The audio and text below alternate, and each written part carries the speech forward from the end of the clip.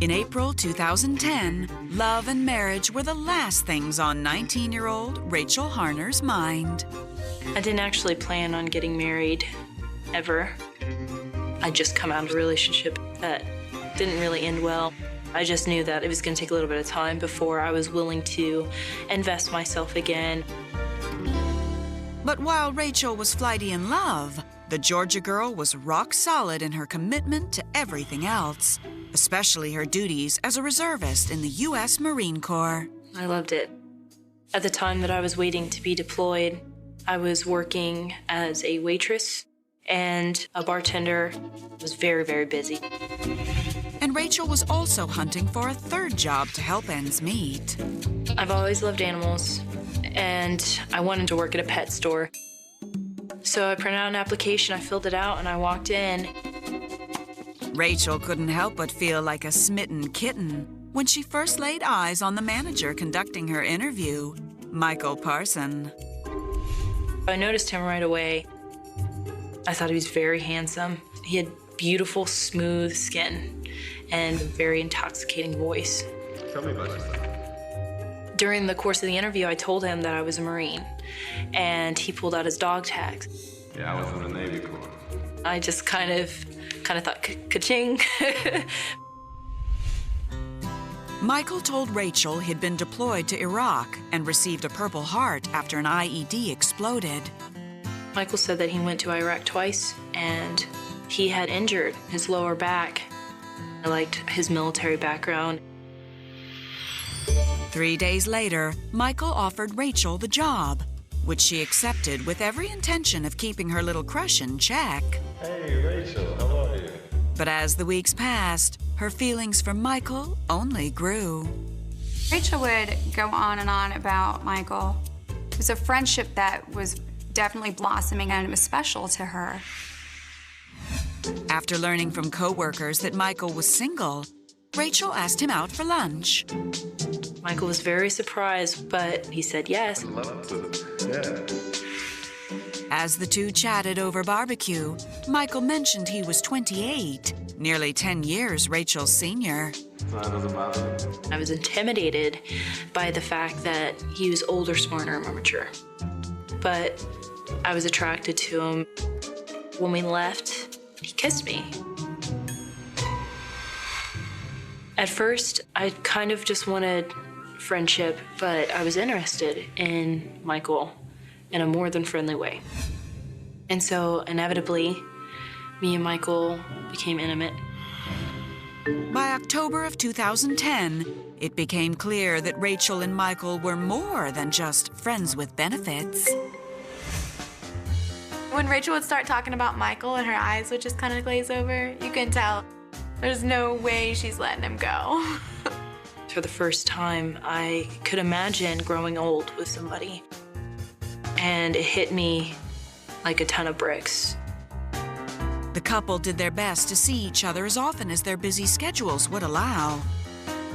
I was working 3 jobs. But for the most part, we spent a great deal of time with each other.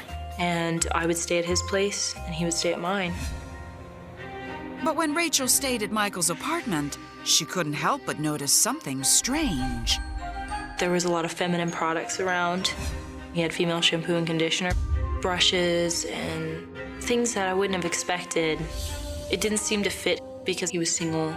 This strange discovery was just the tip of the iceberg.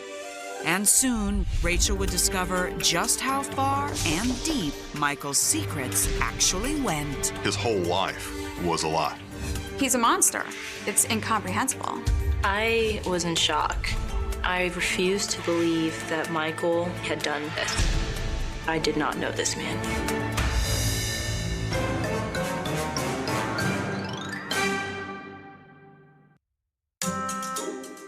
By October of 2010, Rachel Harner was head over heels for her new boyfriend, Michael Parson, but confused by the discovery of some feminine products in his home.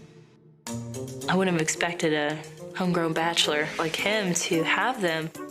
So I asked him, why do you have so much female stuff?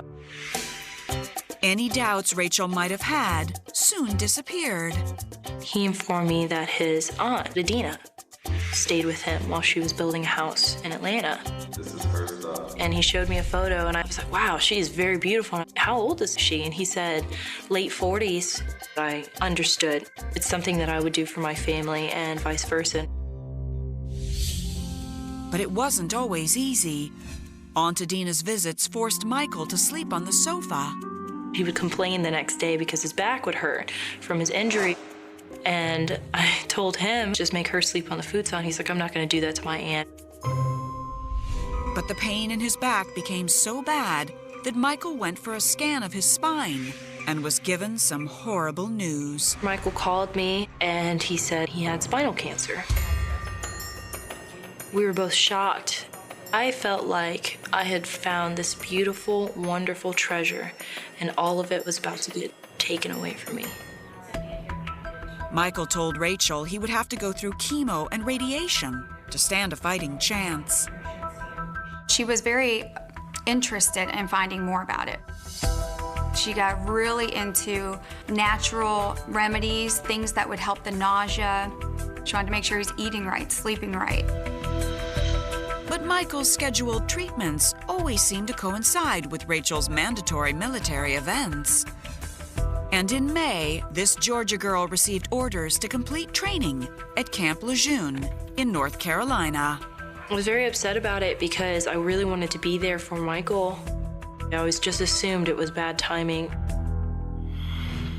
Soon, Michael was too frail to continue working at the pet store and had to take a job working at home for a phone company instead.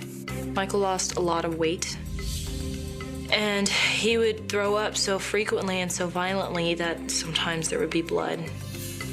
We were very frightened because nothing seemed to be working. So when Michael told Rachel that his only hope was laser radiation surgery and that the top facility for the procedure was in South Carolina, Rachel didn't think twice. The surgeries were incredibly expensive. I left my car with him when I was stationed at Camp Lejeune for my training. And I told him that he should sell it, and whatever he could get from it, he should use it on his surgery. Rachel just wanted to be there for Michael, do anything and everything she could, just to help him through it. I was determined not to let this beat us. In May of 2011, Michael told Rachel he underwent surgery and things couldn't have gone better. He would have to do it a couple more times, but for the most part, it had worked. I was so relieved. And when Rachel learned that she would deploy to Afghanistan in 4 months, she knew their love could endure the distance. I had no doubts. I had absolute 100% confidence in Michael. Rachel even made Michael the main beneficiary of all her military assets. He would receive all of the money I had in my accounts. I put all of my belongings in storage. Where'd you get this from? My friend asked me to hold on to his pistol. I had a lot of equipment, and I packed every worldly possession I owned, and Michael had the key. But as July 4th approached, Michael wanted one more thing from Rachel. Me, Michael, and my family were just hanging out. And Michael just pulled out a ring and said, Rachel, you're the most beautiful woman in the world. Will you marry me? I was like, of course. It was exactly what I wanted. I was ecstatic. I could tell she was surprised. I really still felt that she was too young, but she was definitely happy. Only one major hurdle stood between Rachel, Michael, and wedded bliss: deployment. I was deploying to Afghanistan. I was very scared, but I believed in Michael, and I had faith in him. Who could have known what a tragic mistake that would be? Especially when long-distance love turned into unimaginable lies. He had this whole different life, and Rachel didn't have a clue. Michael was able to manipulate people his entire life. I had been betrayed and tricked. I felt all the blood drain from my face.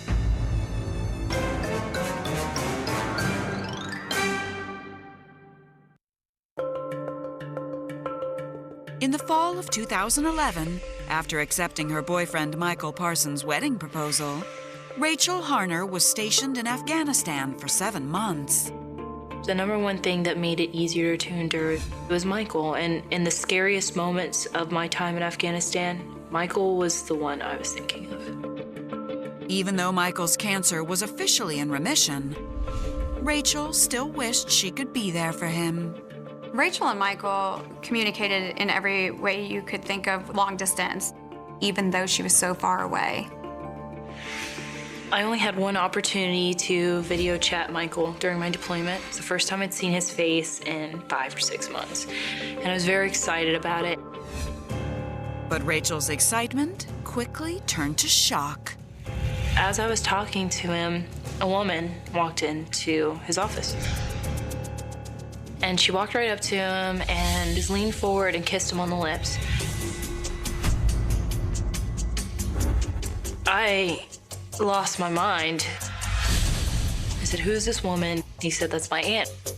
So you need someplace to stay. I was like, "She kissed you on the lips. That's not something your aunt does." Michael tried to calm his fiancée down. He's like, "That's just the way our family is." We're just an affectionate family. And after a little bit of arguing, I accepted his explanation. He told me all about her, and so I ended up apologizing to Michael. It's all right. And I said, I have insecurities because we've been away from each other for the past 5 months. A few weeks later, Rachel received some exciting news. She would be returning to the States. I was ecstatic. I felt like there was nothing that was going to stand in our way. In April 2012, the couple finally reunited at Camp Lejeune. Rachel and I got back from Afghanistan, and I just see Rachel run into Michael's arms. And there's just the look on her face of just pure joy. The happy couple went to a nearby hotel room and spent 3 days catching up. After a few more days on the base, Rachel finally returned to Atlanta, and the two lovebirds went to dinner with her parents. At the dinner table, they were just holding hands. He was feeding her bites of his food from his plate, just talking about how happy they were that she's home. That night, the couple settled into another hotel, since Aunt Adina was in town once again. 4 days later, they parted ways. I had to go back to Augusta because I was still on active duty. So I kissed him, and I told him I loved him and I was going to see him that weekend. But around 10 o'clock that evening, Rachel was startled by a knock on her door. I opened up the hotel room door, and it was the police. And they were like, "Rachel Harner?" I was like, "Yes, sir, that's me." He's like, "Do you know Michael Parson?" I was like, "Yes, sir. What's going on?" I need you to come with us. And what they said next was just the beginning of a nightmare that would consume Rachel's life for years to come. All the lies that Michael had told her began to unravel. What Michael did was sickening. I did not believe what I was hearing. I just kept saying, "Oh my God, oh my God, oh my God." If you have a story for Who the Bleep and would like to appear on the series, go to investigation.discovery.com. In April 2012, Rachel Harner was stunned to find police at her hotel room, asking about her fiancé, Michael Parson. And they drove me to the police department, and they took me to an interrogation room. I was like, I don't know what's going on. All I know is I'm really freaked out right now. Rachel could hardly believe her ears when investigators began questioning her about Michael's wife. I was like, Michael can't be married. He's not. We're engaged. I was like, we're getting married in October. There's no way that he can be married. And that's when police said the words that would change her life forever. Michael Parson's wife was Adina Parson.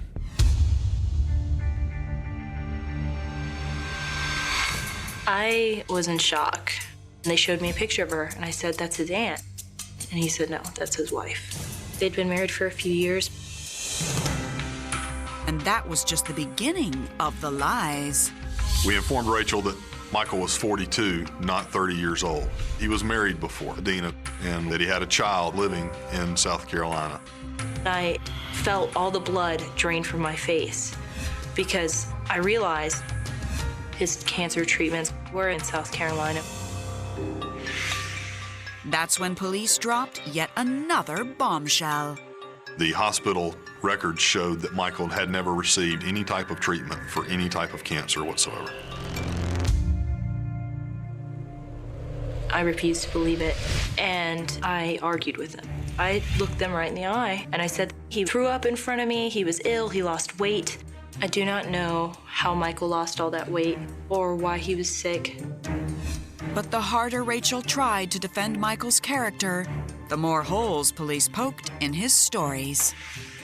Michael was in the military but never served overseas or in any type of combat situation. His injuries were from falling off of a roof. I was confused and upset, and I was in complete and utter denial. Police clearly had Rachel's attention, and next they delivered the most shocking blow of all. On April 20th, Michael made a phone call to Adina to lure her out of their apartment complex. When Adina came out, he was there waiting for her to come outside. She was shot 2 to 3 times in the head, and then was shot 5 to 6 times across her body. We believe Michael planned this attack. Police revealed Adina had survived, but was in critical condition. Michael had shot his wife. And less than 24 hours later, he was in my arms after he had done such a horrible, horrible thing. I did not believe what I was hearing. I just kept saying, oh my God, oh my God, oh my God. And then Detective McGinnis described the make model of the gun. And it happened to be the exact same gun that was in my storage unit, and Michael had the key. It finally hit me that Michael had committed this crime. I couldn't deny it anymore. On May 5th, 2012, Michael Parson was found hiding out in Texas. He was arrested and extradited to Georgia. Michael was charged with attempted murder, aggravated assault and battery, and making false statements to the police. Michael never admitted his guilt, but we believe Michael's motive in this shooting was so that he could go ahead and marry and spend the rest of his life with Rachel Hunter. I don't believe necessarily that Michael did this as an act of love so much as an act of cold, calculating indifference. He's a monster. I was full of rage. It's incomprehensible, and it disgusted us. She had no idea that everything about him was a lie. What Michael did to her was sickening. It was just gruesome. On May 20th, 2013, Michael Parson went to trial and pleaded not guilty, but his lies ultimately caught up with him. 3 days later, he was convicted of all charges. He received a 35-year prison sentence. It doesn't undo the damage that's been done. There's been justice, but everybody who has been touched by Michael Parson has been irrevocably damaged.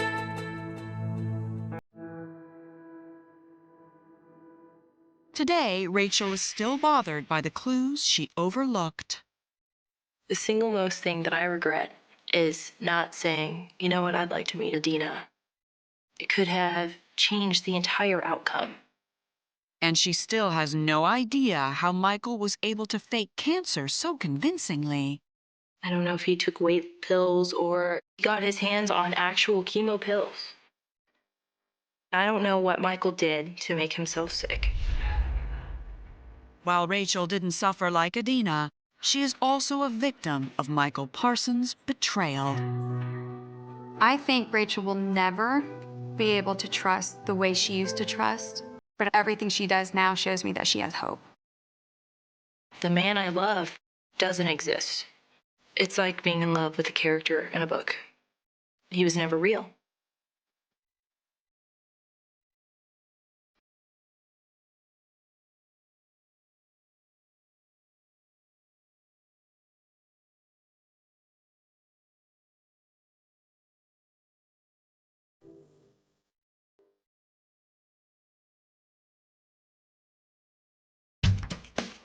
Columbus, Ohio resident Jamie Hart had done his fair share of dating, but had never found the one connection that clicked. I was just kind of looking for someone to go on a few dates with and see if there was any chemistry. The 27-year-old collections agent always tried to keep a positive attitude.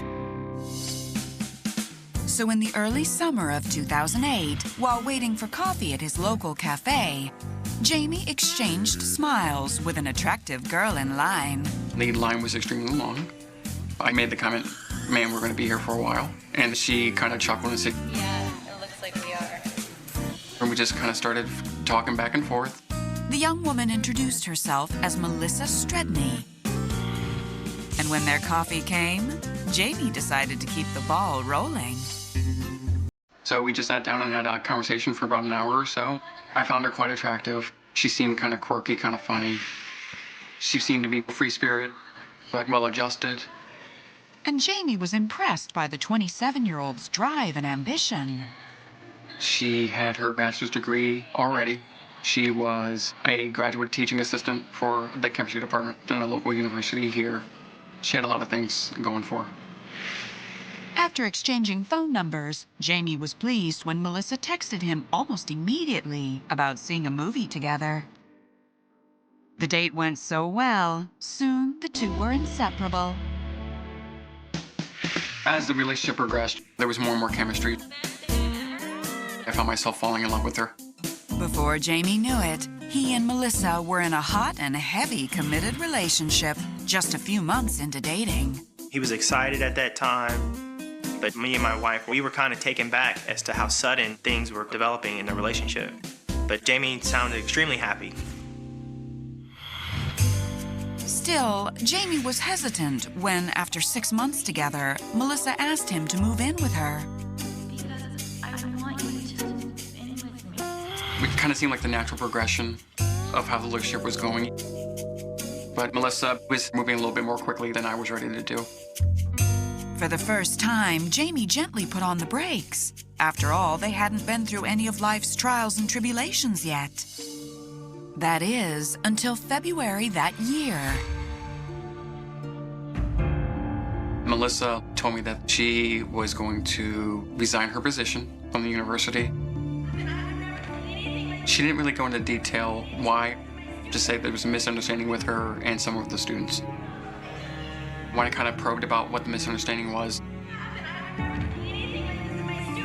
Melissa was upset, angry, so I didn't really question it. Jamie wasn't sure what to think, but as the weeks passed, Melissa couldn't seem to stop crying. She told me that she had depression and some anxiety issues that she was battling with for a few years. She went into a local hospital for depression. So I'm like, this must be a pretty bad spell. But there's a lot of people in the world that do battle depression. So it wasn't anything to stop me from continuing to see her. Jamie was relieved when Melissa was discharged a week later. She was taking medication and seeing a therapist once or twice every few weeks. That zeal and passion for life returned. She seemed to be back to her normal self. Then Melissa told Jamie she had a big surprise for him. She was at my apartment. She presented me with a card. And it said, "Congratulations, you're going to be a father." And I'm like, wow. All right, that's exciting. Jamie was even more stunned when Melissa said she wasn't just pregnant, she was expecting triplets. My reaction to that was shock. I wasn't out of the realm of possibilities in my mind because twins run in my family. Even though I was worried, like, how are we gonna do this? Being a father was one of my dreams. But before long, his excitement would turn into heartache and then horror. Everywhere he went, she would show up. She knew exactly what she was doing. This was not the person I fell in love with. This was the ultimate betrayal.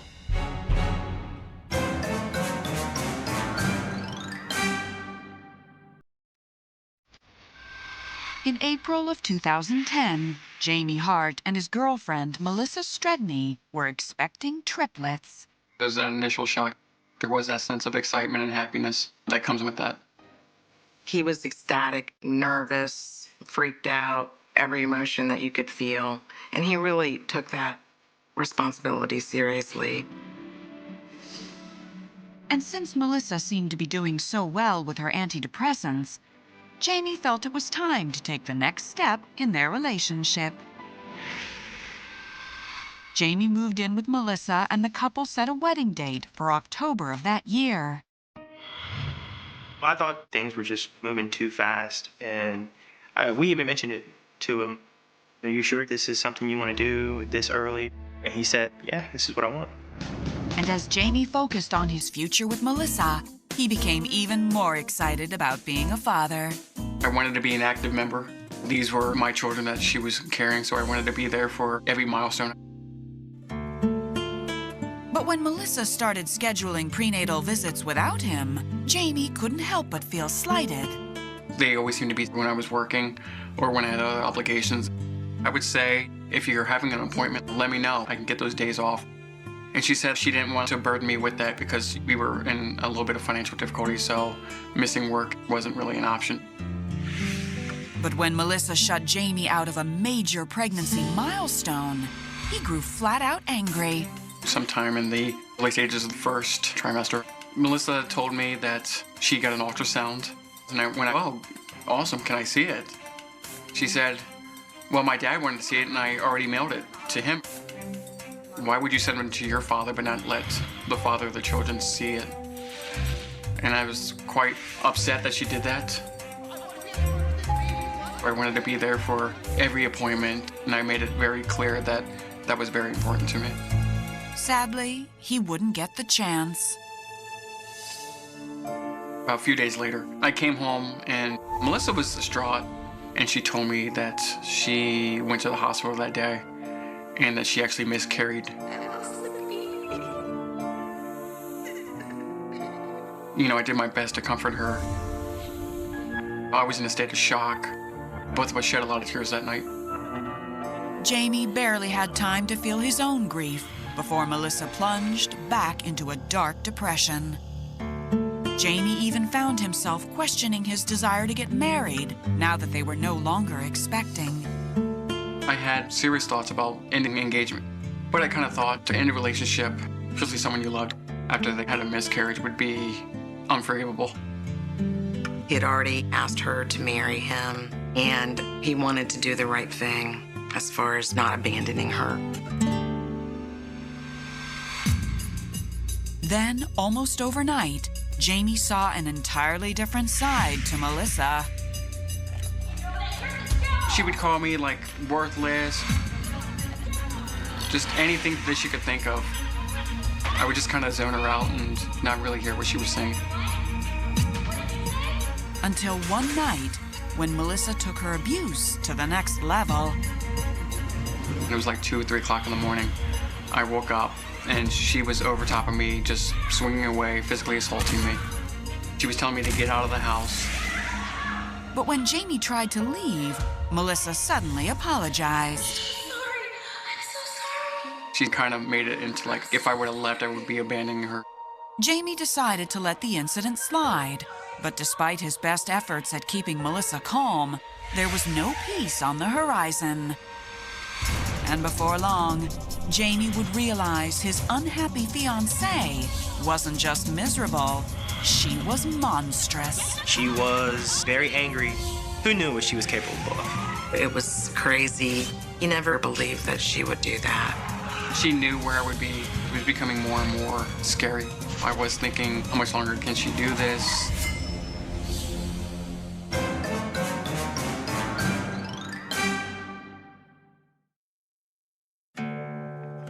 In September of 2010, Jamie Hart's fiancée, Melissa Stredney, was becoming volatile after a miscarriage.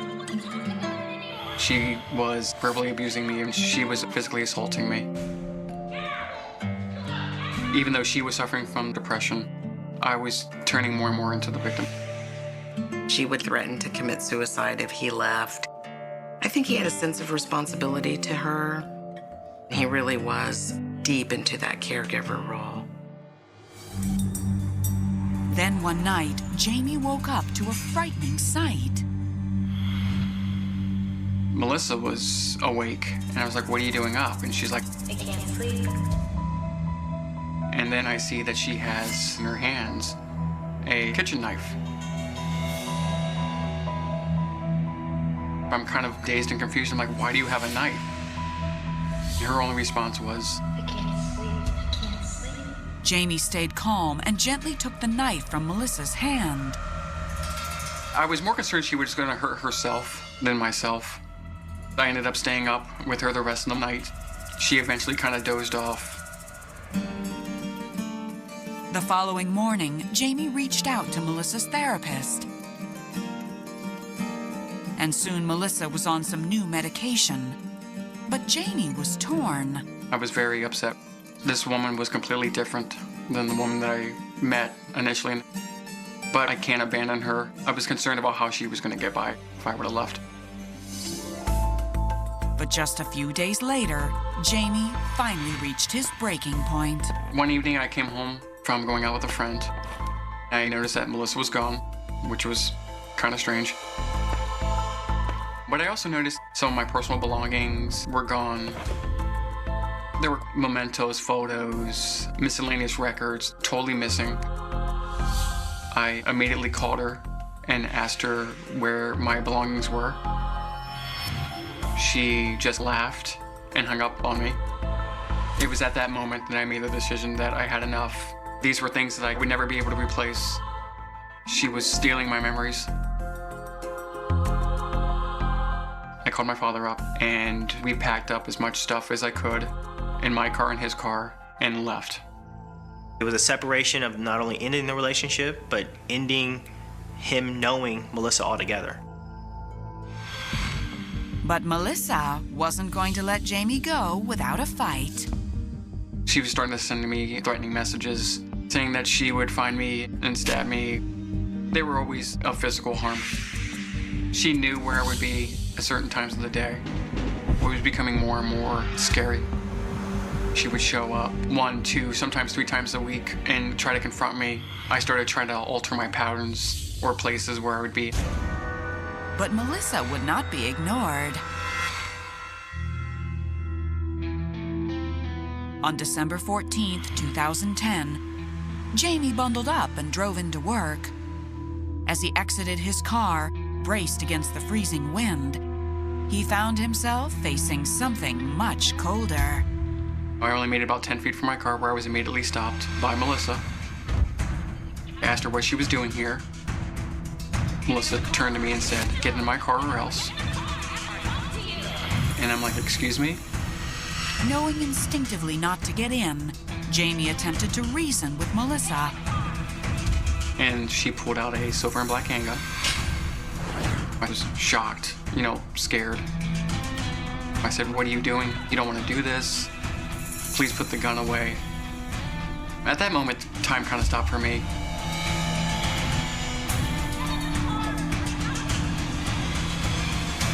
When it was clear to her that I was not going to get into her car, she shot me. I remember my vision going out black. Pierced by the bullet in his left eye, Jamie's light dimmed and his sight vanished as Melissa fled the scene. Melissa immediately pulled out of the parking lot. 8 separate people saw this incident and were already on the phone with the police. Emergency vehicles were dispatched as authorities hurtled down Ohio highways to find and stop an armed madwoman. It was like pulling a pin on a grenade. Police were converging on the area. They didn't know what she might do next. If you have a story for Who the Bleep and would like to appear on the series, go to investigation.discovery.com. On December 14th, 2010, police were hunting Jamie Hart's ex-fiancée, Melissa Stredney, after she fired a bullet into his face and fled. Within minutes, an officer locked onto Melissa's car. Police officer pulled out behind her, lights and sirens signaling her to pull over. She would not stop. As Melissa accelerated toward a busy intersection, the quick-thinking policeman made a tough decision. He executed a maneuver in which he rammed the back of her car. With guns drawn, other officers converged. They didn't know if she still had that gun in the car or not. They didn't know what she might do next. They were able to pull her out of the car at gunpoint and take her into custody at that point. Melissa slowly surrendered, but the gun was missing. Melissa told the police that as she pulled out of the parking lot and onto the main road, she had pitched a gun out the window. They started walking from the point of where she left the business to the point of where she was arrested, and they were able to find the gun. Melissa was charged with 5 felonies, including attempted murder and kidnapping. Meanwhile, Jamie was rushed to the nearest hospital. I was instantly in shock. That was kind of a sleepless night for us. We were numb. Jamie, he was just in our prayers. Miraculously, Jamie survived, but the bullet had completely destroyed his left eye, shattering his skull and entering the base of his tongue. Luckily, the bullet never pierced his brain. They had to surgically remove the eye. It was shocking to see him laying there. It was very emotional. Jamie's sight returned in his right eye, and as he healed, he began to see the full extent of Melissa's deceptive nature, starting with the misunderstanding with her job at the university. Melissa told me that she resigned her position. What I later came to find out, she was fired from the university. Apparently, Melissa had encouraged her lab class to cheat and to leave early. When some of the students reported her, she went on the offensive. She followed up with making threatening emails to the students to the point where the police became involved. No formal charges were filed, but she was dismissed from her position. And Jamie couldn't help but wonder if Melissa had lied about other things, too.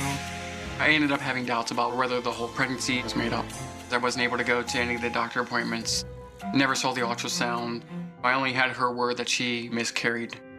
As Jamie tried to come to grips with all that had happened, Melissa claimed the shooting was an accident. How did it go? I don't know. I wasn't even holding the trigger at first. I'm not really a murdering person.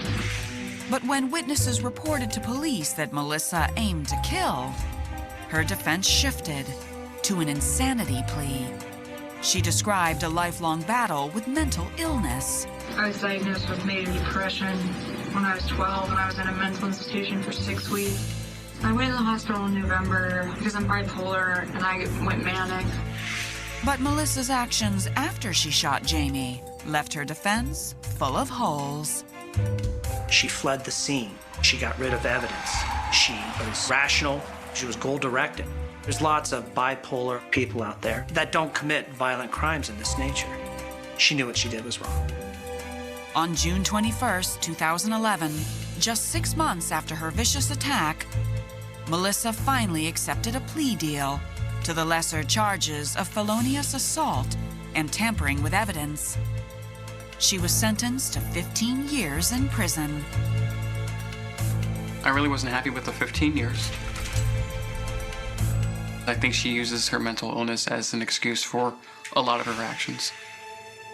She knew exactly what she was doing that day. Her goal that day was to end my life.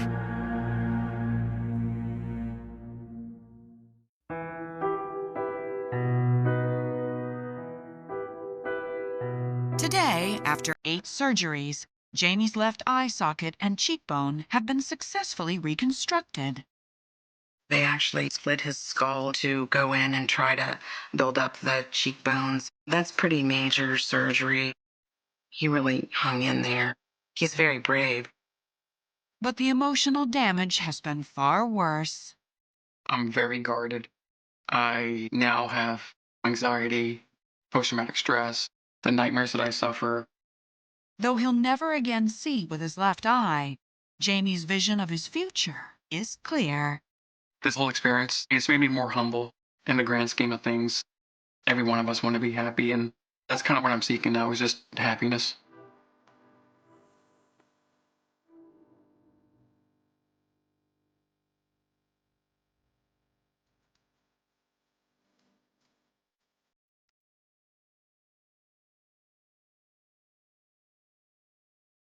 The night Lisbon held its breath. The sky hung low over the Tagus like a bruise that refused to fade, and the wind moved through the old alleyways with a whisper that felt almost human, as if the city itself had witnessed too much and could no longer speak clearly. It was on that night, long before anyone imagined the phrase Lisbon 2004 cold case solved would dominate breaking news tickers, that a single scream carved through the quiet like a razor drawn across glass. No one saw where it came from, no one followed it, and the silence that swallowed it minutes later became the first stone in a tomb of unanswered questions. That same silence would coil itself around an entire community for 2 decades, until the night one man walked into a precinct and shattered it with 4 trembling words, "I need to confess." But none of that existed yet in 2004. What existed was a narrow residential street in Alfama, the kind of place where clotheslines hung above the cobblestones like improvised banners, where neighbors knew the rhythm of each other's footsteps, and where nothing dangerous ever happened, until it did. At the end of that street lived a 21-year-old university student named Marissa Vale, a literature major, who left behind notebooks full of half-written poems, and a circle of friends who thought she would one day become the voice of her generation. She vanished on a Thursday, sometime between 10:17 p.m., when she texted her roommate that she was walking home, and 10:42 p.m., when her phone went dark without warning. The police found no signs of a struggle, no dropped belongings, no torn clothing. Just an empty street, a missing girl, and a creeping dread that felt out of place in a neighborhood built on routine. Investigators flooded the area before sunrise, sweeping drains, searching rooftops, knocking on every door they could reach, asking questions that seemed simple but never produced simple answers. The problem wasn't that people lied. It was that they couldn't agree. Some heard a voice arguing with a woman, others heard hurried footsteps, one claimed to see a dark-colored car speeding away, while another insisted no car passed through at all. Witness statements contradicted each other like shards of broken mirrors reflecting different versions of the same moment. It took less than a week for the case to become a knot of conflicting testimonies and vanishing possibilities, a tangle so dense even seasoned detectives felt it tightening around them. They searched Marissa's apartment next, hoping to find a clue that would breathe direction into the investigation. The only detail that stood out was a half-erased note on her desk, "Don't trust," with the rest smudged beyond recognition, as if a hand had dragged across the ink in a hurry, as if someone didn't want that name to be read. Her closest friends insisted she wasn't in danger, that she had no enemies, no abusive partners, no secret debts. Her professors described her as brilliant, but introverted, someone who lived more in the margins of books than in the chaos of real life. The contradiction didn't make sense. People who feared for their safety didn't leave cryptic warnings, but people who felt completely safe didn't vanish without a trace. The media seized the story within hours, turning her disappearance into a headline that grew sharper and colder each day: "Lisbon student missing, mysterious cold case brewing." Cameras lined the street. Reporters whispered theories as if they were narrating a thriller unfolding in real time, and neighbors began locking their doors earlier than usual. A kind of collective paranoia seeped through the district, thin but persistent, like smoke from a fire no one could see. Every shadow felt threatening. Every stranger became suspicious. And every new day, without answers, made the possibility of finding Marissa alive feel increasingly like wishful thinking. 2 weeks passed before the first real lead surfaced. A security camera from a bakery 2 blocks away captured a blurry figure walking behind Marissa at 10:25 p.m. The footage was grainy, distorted, the kind of clip detectives replayed hundreds of times, hoping the pixels might magically rearrange into clarity. The figure stayed several steps behind her, moving too casually, too carefully, like someone who wanted to remain invisible, but couldn't help orbiting close to their target. When investigators enhanced the footage, they noticed a faint detail. The figure wore a jacket with a reflective stripe on the sleeve, a pattern common among delivery workers in the area. But there were dozens of couriers, contractors, night workers, far too many to narrow down with certainty. Then a second detail emerged. At 10:28 p.m., Marissa turned her head slightly, as if hearing something behind her, as if recognizing a sound or a voice. Her shoulders tensed. Her steps quickened. And the figure in the jacket matched her pace. That was the last moment she appeared on camera. The police scoured delivery logs, employee rosters, night shift assignments, tracing every jacket with a reflective stripe they could find. They interviewed workers who barely remembered what shift they were on that day. They pulled phone records from towers in the area, cross-checking devices that pinged between 10:15 and 10:45 p.m. But nothing pointed to a concrete suspect. It was as if the person walking behind her had been swallowed by Lisbon's labyrinthine streets, disappearing as completely as Marissa herself.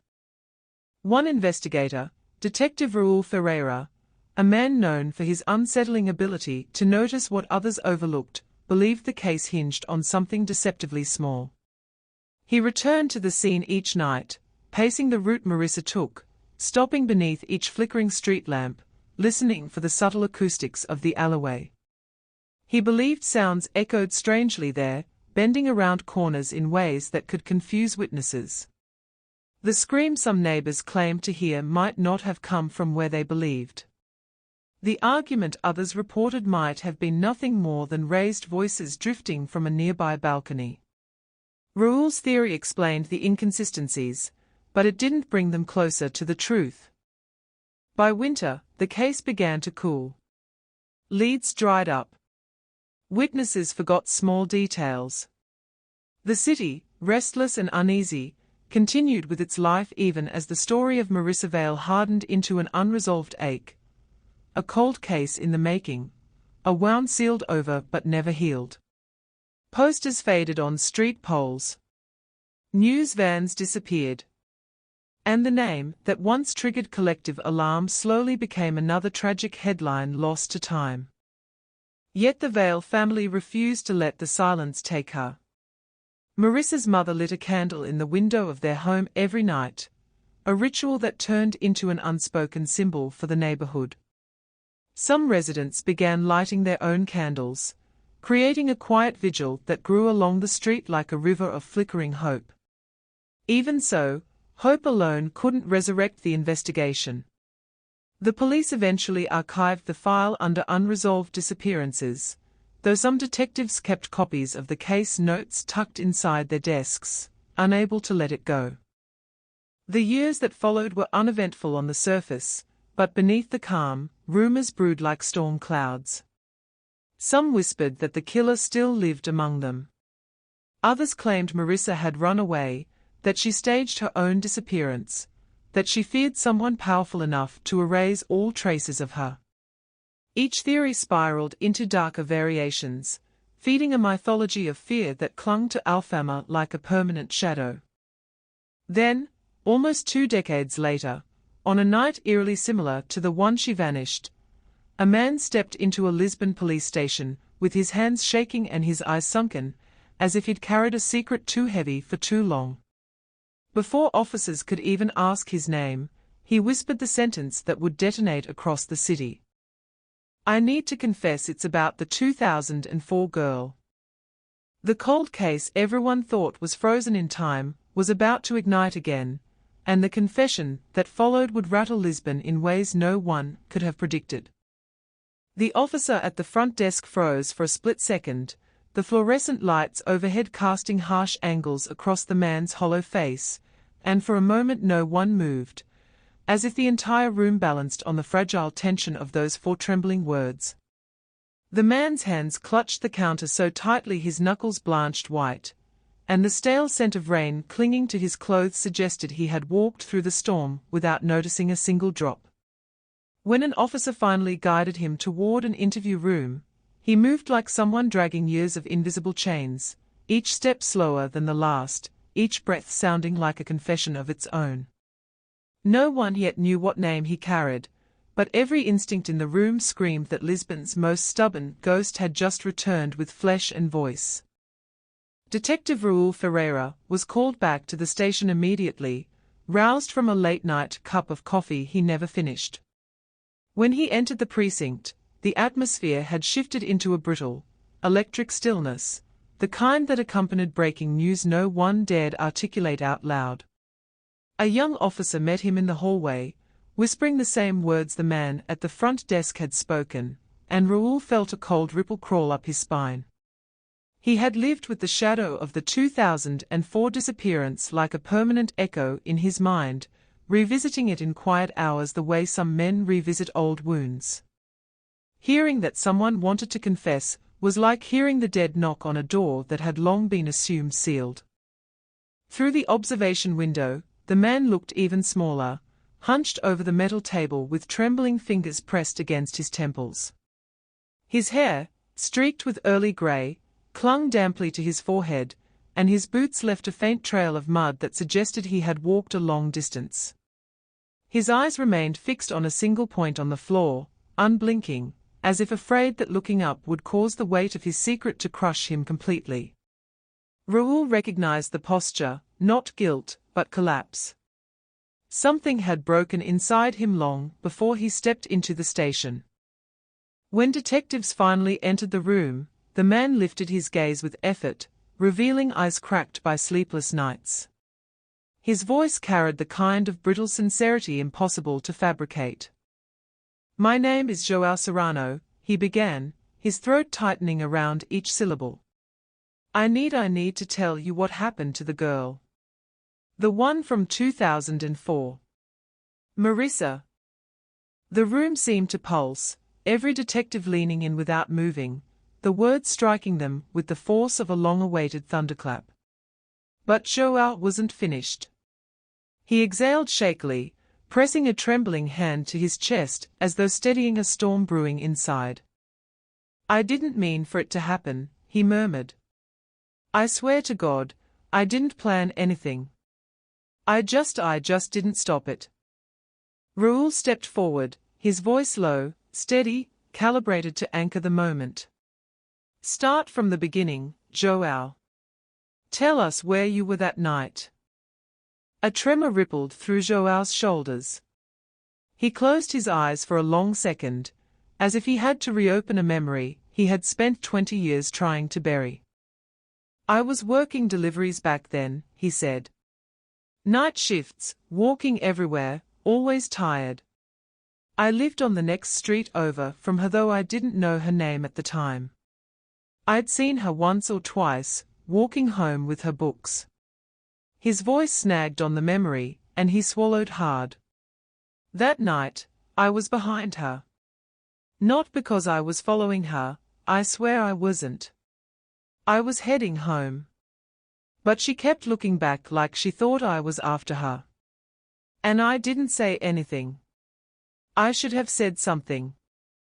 The detectives exchanged glances, not suspicion, not certainty, just that sharp attentiveness born of years navigating fragile truths. João's confession wasn't steady, it trembled on the edge of collapse, yet something about its rawness felt painfully real. "She turned into the alley," João continued.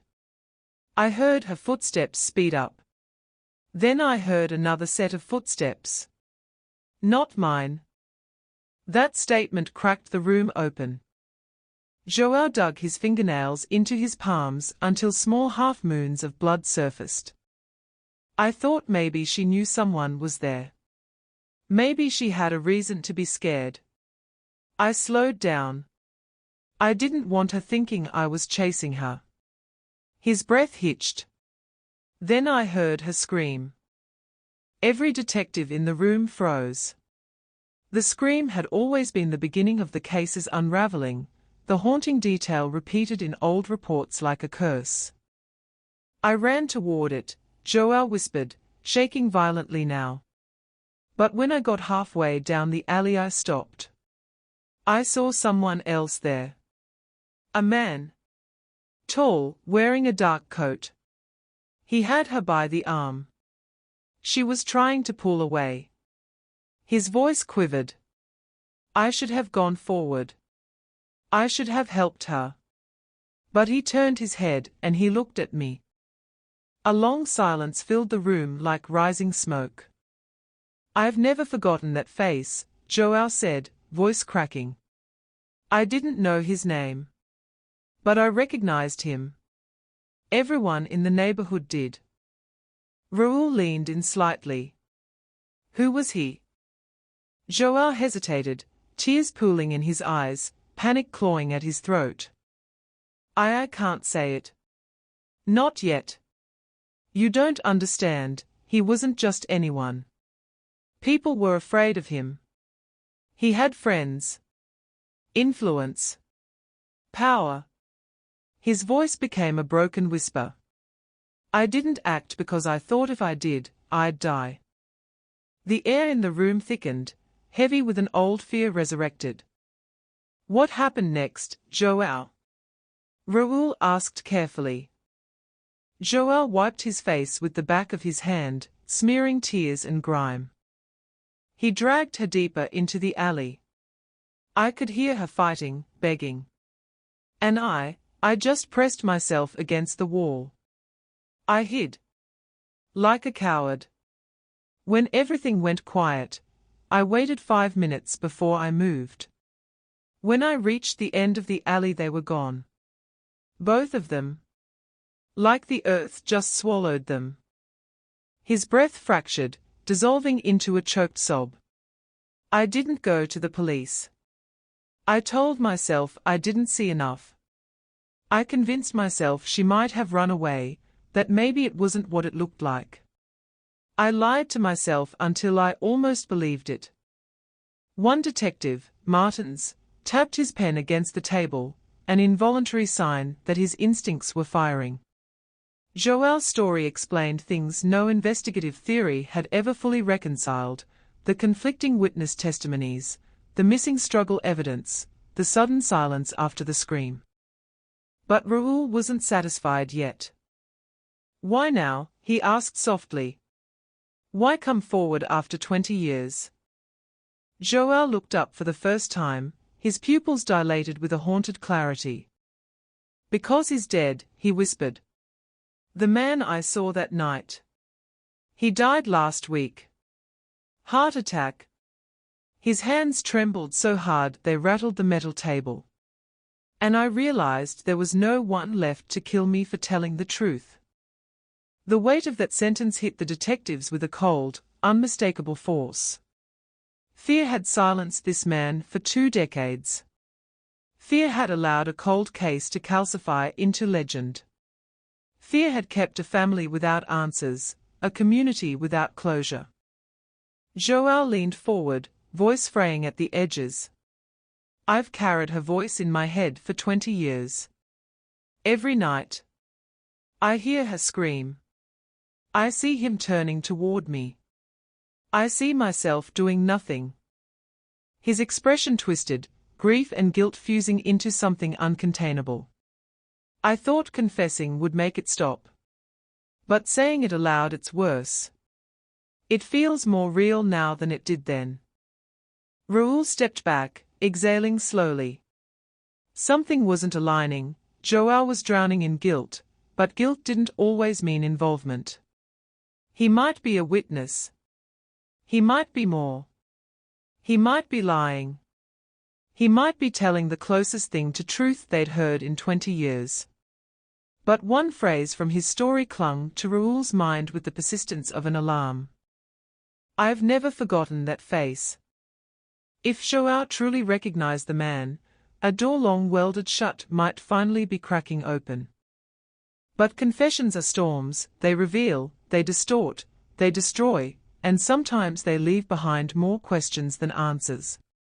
As detectives prepared to dig into Joao Serrano's past, his connections, his fear, and the man he refused to name, no one realized they were standing at the edge of a revelation that would not only rattle the community, but rip open a truth far darker than the version locked away in the cold case file.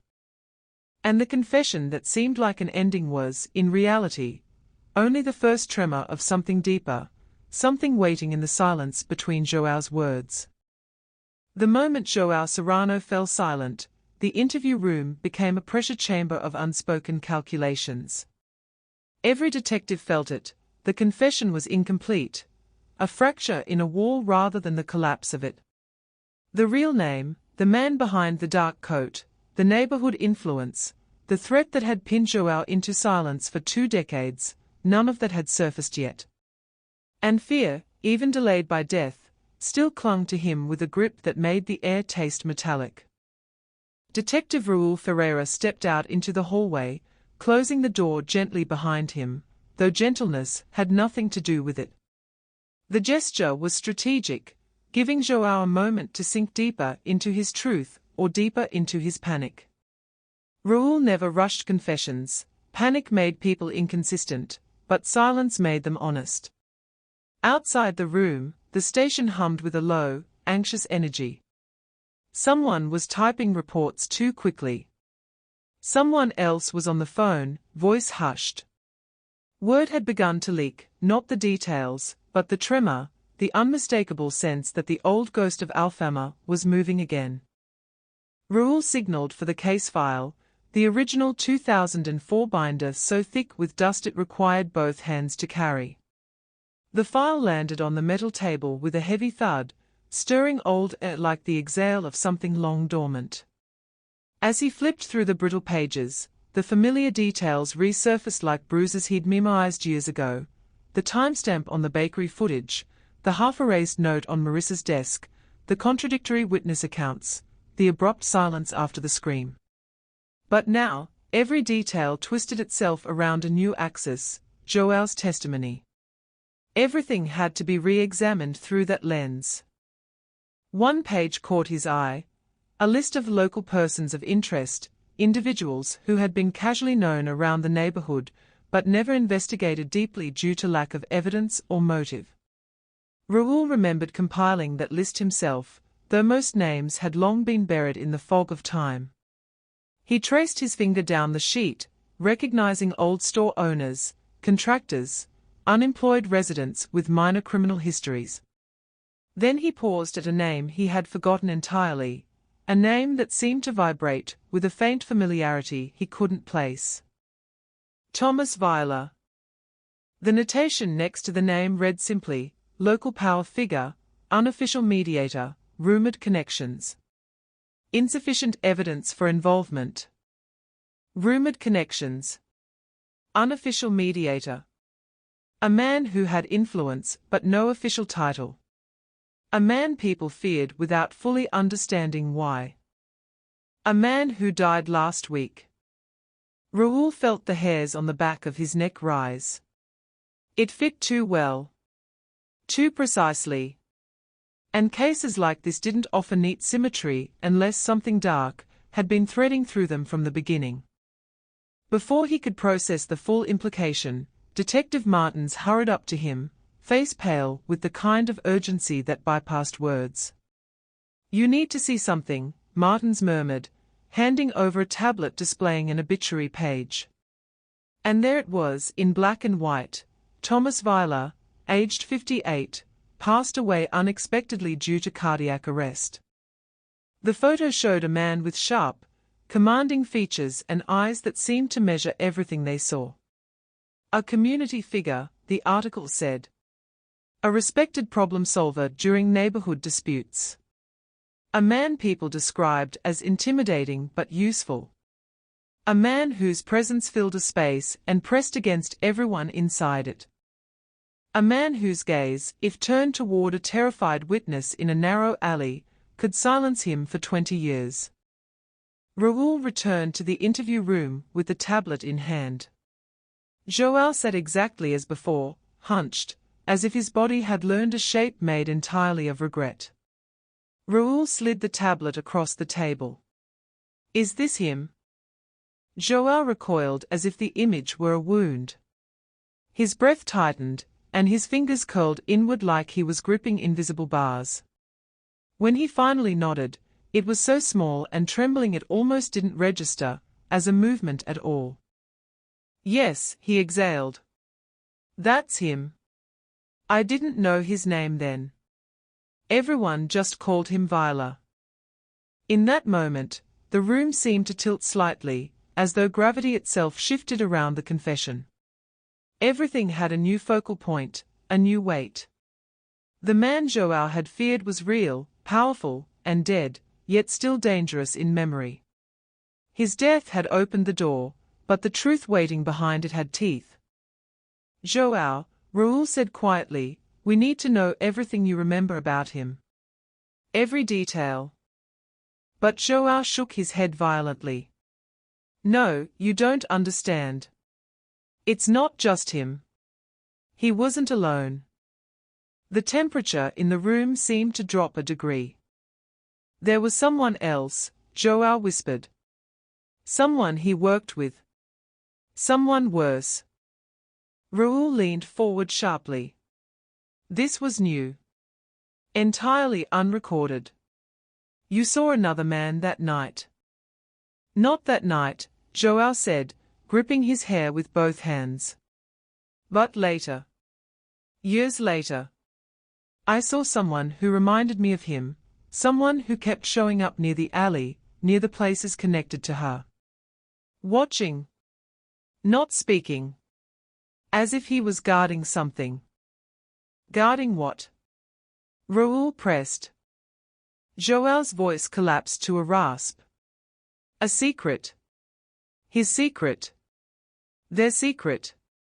I think Marissa didn't just disappear. I think she was taken somewhere.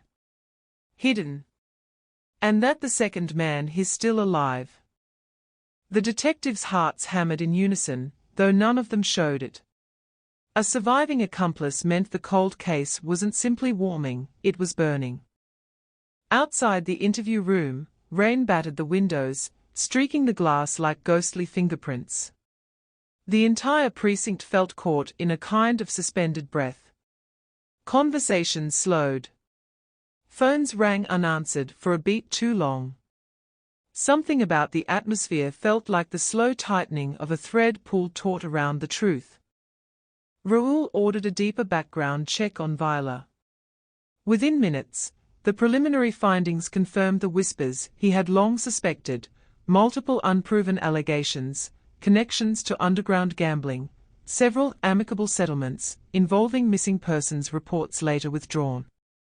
Nothing concrete enough for charges, but enough to cast a dark perimeter around his existence. Yet one detail stood out like a crack in ice. Viola owned a warehouse outside Lisbon. A property never searched. A location never linked to Marissa. A structure secluded enough that screams would vanish into the wind. Get a warrant, Raoul instructed, though his voice was steady only on the surface. Beneath it, a pulse of dread throbbed. Because every instinct screamed the same thing, whatever waited in that warehouse had slept in the dark for 20 years. And waking it now would bring consequences none of them were prepared to face. Meanwhile, Joël's confession continued unraveling in tangled threads. He spoke of nights he thought he was being followed, of warnings left on his doorstep back in 2004, anonymous notes with nothing but a single word written in red ink, silence. He spoke of seeing the second man, never up close, always at a distance, lurking like a shadow stitched to locations tied to Marissa's memory. A figure who melted into the night each time Joao tried to approach him. A phantom presence. Raoul listened with growing unease. Either Joao was a terrified witness telling a fractured truth, or he was a man so consumed by guilt he had woven himself into a conspiracy that didn't exist. Both possibilities were dangerous. Both pointed somewhere dark. Hours passed, but time felt thick, as if the station was submerged underwater. Outside, Lisbon slept unknowingly, unaware that the case it had resigned to legend was awakening in the dead of night, piece by piece. Just past 3 a.m., a forensic tech approached Raoul with a printout. "You're going to want to see this." The sheet displayed a timeline cross-referencing Viola's known movements in 2004 with cell tower data from devices active in the area of Marissa's disappearance. And there it was, an overlap. A signal pinging from a dead zone near the alley at 10:26 p.m. The same moment Joao said he saw her being grabbed. Not proof, but close. So close it sent an undercurrent of shock through Raoul's veins. As dawn began to creep across the horizon, painting the windows a bruised grey-blue, something shifted inside Joao. Maybe it was exhaustion. Maybe it was relief. Maybe it was the realization that whatever danger he feared had already lived inside his mind for 20 years, and speaking the truth could not make it louder. He lifted his head, tears streaking through the grime on his skin. "Detective," he whispered, voice trembling but clear, "I don't think this ends with Viola. I think he was covering for someone. Someone he trusted. Someone who knew how to hide things." Raoul's chest tightened. "Who, Joao?" Joao's answer was a blade drawn slowly from its sheath. "I don't know his name," he said. "But I remember his eyes. And if he's still out there, he knows I've talked." The room seemed to inhale sharply. Outside, the rain stopped. And in the first quiet moment of dawn, Lisbon felt the subtle, cold shift of a secret long buried beginning to rise. The warehouse stood like a forgotten rib of the city, isolated at the edge of an industrial district where the Tagus winds carried a perpetual taste of rust.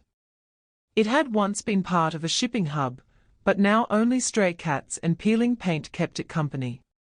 As officers rolled under the rising metal gate just after sunrise, the building exhaled a stale breath of dust, oil, and something colder. Something that felt like memory trapped in concrete. Detective Raoul Ferreira stepped inside slowly, boots crunching over debris that had collected for years.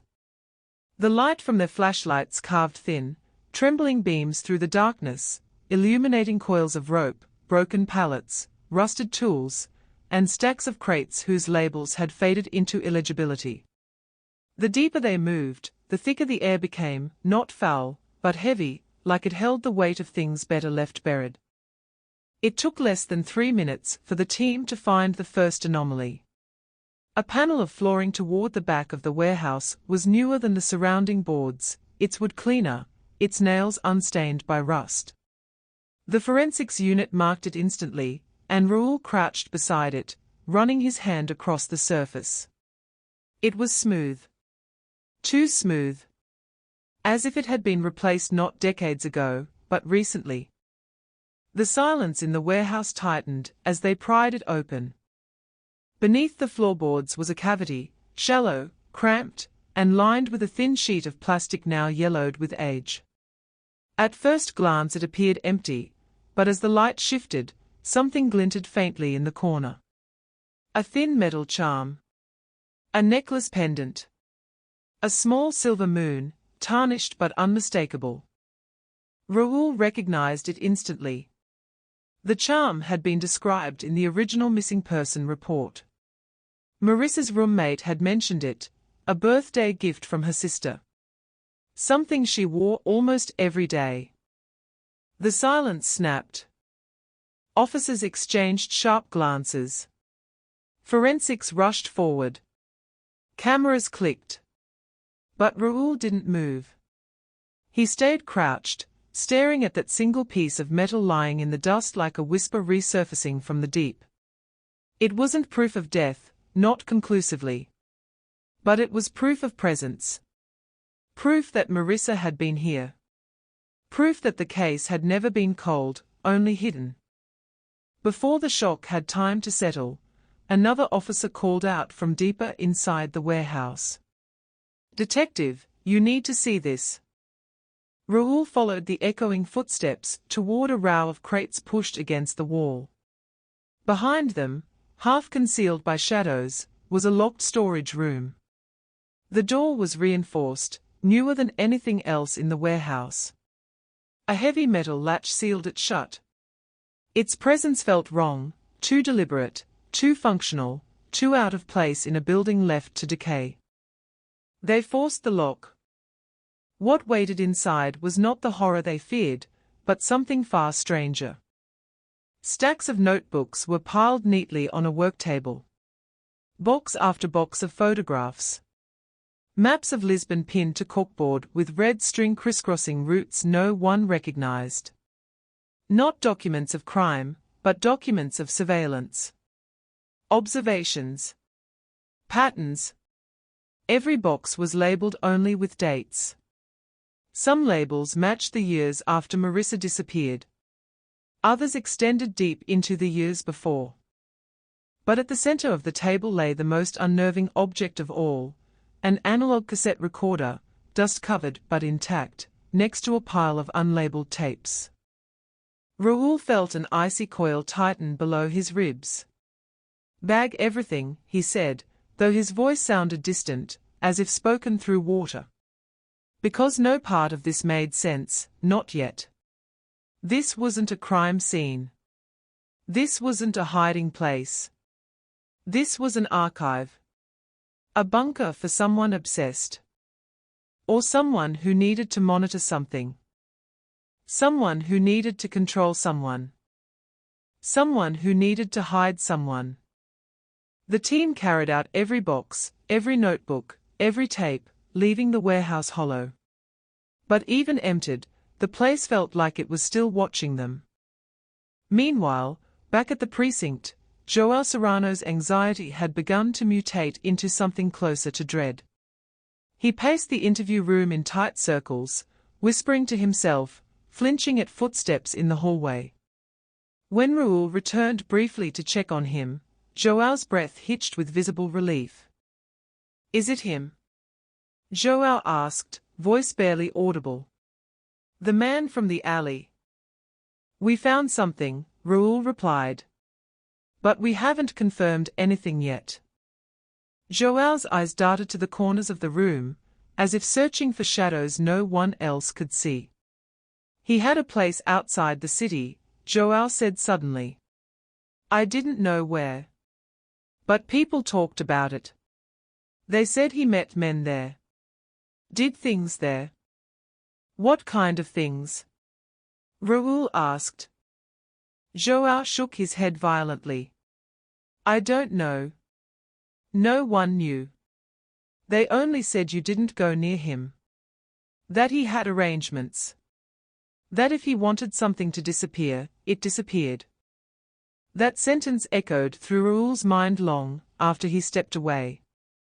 Hours later, the forensic team began cataloging the materials from the warehouse. One of the technicians, a woman with nerves of steel and decades of experience, approached Raoul with a notebook in hand and a perplexed expression. "This isn't Viola's handwriting," she said. Raoul stiffened. "You're sure?" "Absolutely," she replied. "I've examined his signature 10 times from his public records. This handwriting is different. Cleaner. More controlled." Another pulse of dread. Viola hadn't authored the surveillance materials. So someone else had used the warehouse, someone with habits meticulous enough to fill hundreds of pages with notes, timestamps, maps. Someone Joel had glimpsed in the alley. Someone still alive. The tapes became the center of attention next. They brought in an old tape deck from storage, its gears whining softly as it devoured the first cassette.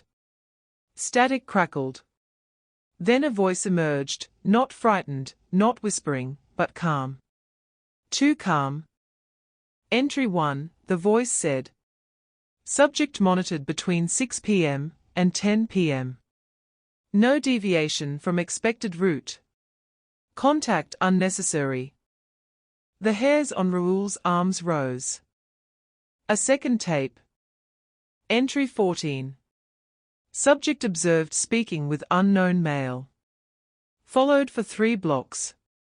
No threat detected. A third. Entry 21. Subject appears increasingly uncomfortable walking alone. Surveillance to be increased. Each tape documented a routine. A pattern. A life monitored like a lab specimen. But on the 7th tape, the voice lowered, something darker creeping into its tone. Entry 31. Subject's behavior indicates elevated distress. Potential breach. Contact imminent. Raoul stopped the tape. Subject, he whispered. He was monitoring someone. But who? The forensic tech swallowed. Detective look at the dates. Raoul did. The dates matched the month before Marissa vanished. The tapes documented her movements, her habits, her vulnerability. She had been watched, stalked, studied. Not randomly, systematically. And the man narrating the tapes wasn't Viola. He was someone else. Someone with discipline. Someone careful enough to stay invisible for 20 years. Someone alive. Outside the precinct walls, Lisbon moved through its day unaware that the cold case everyone thought was solved by confession had become something far more sinister. The news hadn't broken yet. But it would. And when it did, the city would not be prepared. Inside the precinct, Joel's condition worsened. Every hour, he grew paler, his hands trembling more violently. At one point he pressed himself into the corner of the room, as if trying to merge with the wall, eyes fixed on the door, as though expecting it to burst open. He knows, Joel whispered when Raoul returned with the first batch of findings. If he's still out there, he knows I talked. You don't understand, this man doesn't forget. We don't know who he is yet, Raoul said. Joel's voice cracked. I do. I don't know his name. But I know his eyes. If he's watching us now, he already knows everything. The officers watching through the observation window exchanged uneasy glances. No one in the precinct liked the feeling crawling across their skin, the sense that something unseen had begun to stir the moment the tapes were played. Then the lights flickered. Just once. Barely noticeable. But enough to silence every conversation in the room. For a heartbeat, Lisbon felt as if someone else were breathing inside the walls. Someone who had been waiting. Someone who had monitored a girl for weeks before she vanished. Someone who had used Viola as a shield. Someone whose voice whispered through the tapes like a ghost that had never left. And as the flicker faded, one truth settled over Raoul with the weight of a closing coffin lid. This was no longer a cold case awakening. This was a predator returning. The flicker of the lights lingered in the precinct like an omen, a tiny fracture in the routine hum of fluorescent bulbs that seemed to echo the deeper fracture opening beneath the investigation. Raoul tried to ignore the sensation crawling beneath his skin, but the silence that followed was thick, unnatural, like the entire building had paused mid-breath. No one spoke at first. No one even moved. It was absurd to think the flicker meant anything, but the timing, the tension, The trembling fear in Joao's eyes made coincidence feel like the most dangerous lie of all. Raoul left the observation room, walking toward the tech lab, where the tapes lay sprawled across the table like organs removed from a creature finally dissected after 20 years. More technicians had been called in. The room buzzed with overlapping voices, screens glowing with waveform analyses, time stamps, location overlays. They worked feverishly, but none of their speed could mask the dread hanging in the air. One technician lifted his headset as Raoul entered. "Detective, you should hear this." He pressed play. The tape hissed. Then the calm voice returned, smooth, nasal, unhurried, the cadence of someone who did not fear discovery because he believed discovery was impossible. Entry 32. Subject confronted. Attempted escape. Intervention required.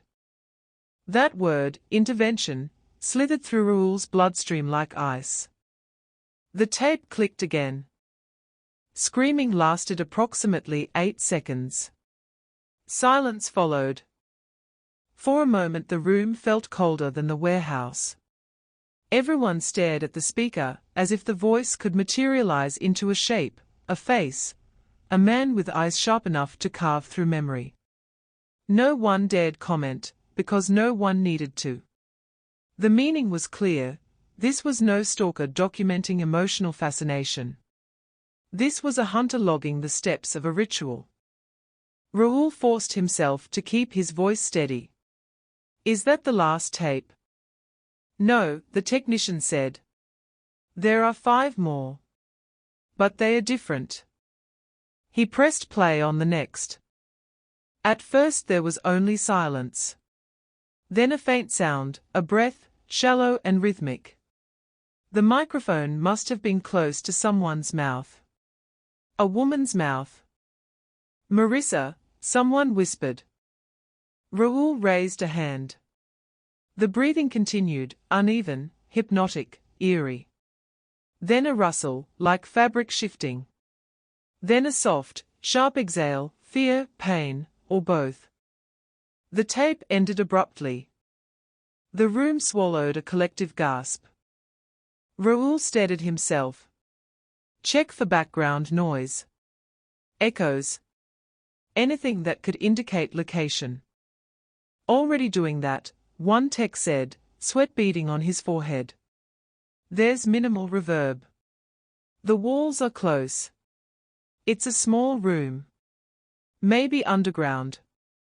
Raoul thought of the warehouse. The false floor. The reinforced door. The storage room. The cavity beneath the boards. "Where you keep what you want forgotten," he murmured. But another detail clawed at him, something Joao said. "I saw someone else, years later. Someone who watched the alley. Someone who lingered around places tied to Marissa. That man, whoever he was, might still be alive. Still observing. Still waiting for the case to cool again." The precinct phone rang sharply, slicing through the silence. An officer answered, listened, stiffened, then ran toward Raoul, breathless. "Detective, there's been a break-in at the warehouse." Every muscle in Raoul's body tensed. "When?" 20 minutes ago. Just after we left." Raoul didn't wait for details. He grabbed his coat, sprinting for the exit. The air outside tasted metallic, like thunder waiting to strike. The patrol car screeched through Lisbon's narrow streets, weaving past early morning commuters who had no idea the city's most notorious mystery was spiraling open again, fast and violently. When they reached the warehouse, the gate hung crooked, one hinge torn completely away, as if ripped off in haste. The interior lights were on. Someone had entered with purpose. Armed officers spread out, sweeping each section. The warehouse felt different now, not abandoned, but violated, awakened, as if something had stirred inside its bones.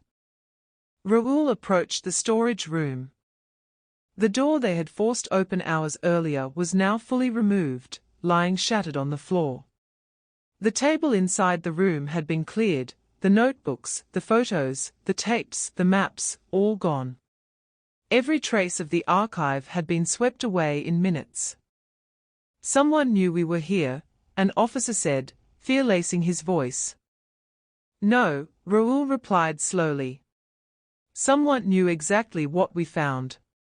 Exactly how much time we needed to leave the scene. Someone watched us." The conclusion wasn't paranoia, it was calculation. Whoever had monitored Marissa had not simply vanished after 20 years. He had stayed close enough to the case, close enough to the warehouse, close enough to the city's pulse to retrieve what the police discovered within 20 minutes of their departure. Then the officer closest to the wall pointed. "Detective, look."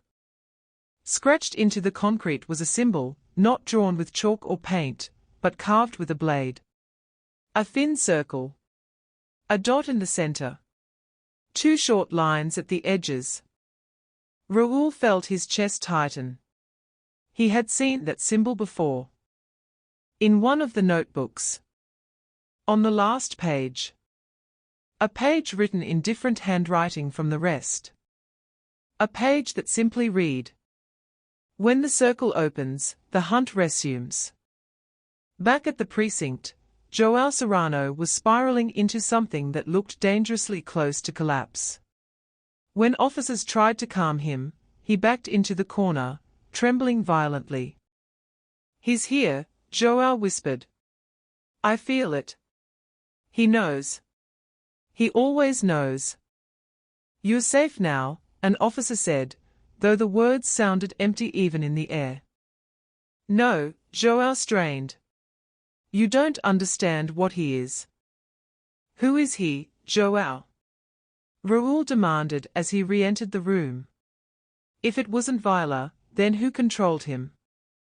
João swallowed, shaking so hard he could barely hold his head up. A man people didn't talk about out loud. A man you only saw when something was about to disappear. They called him Ovidia.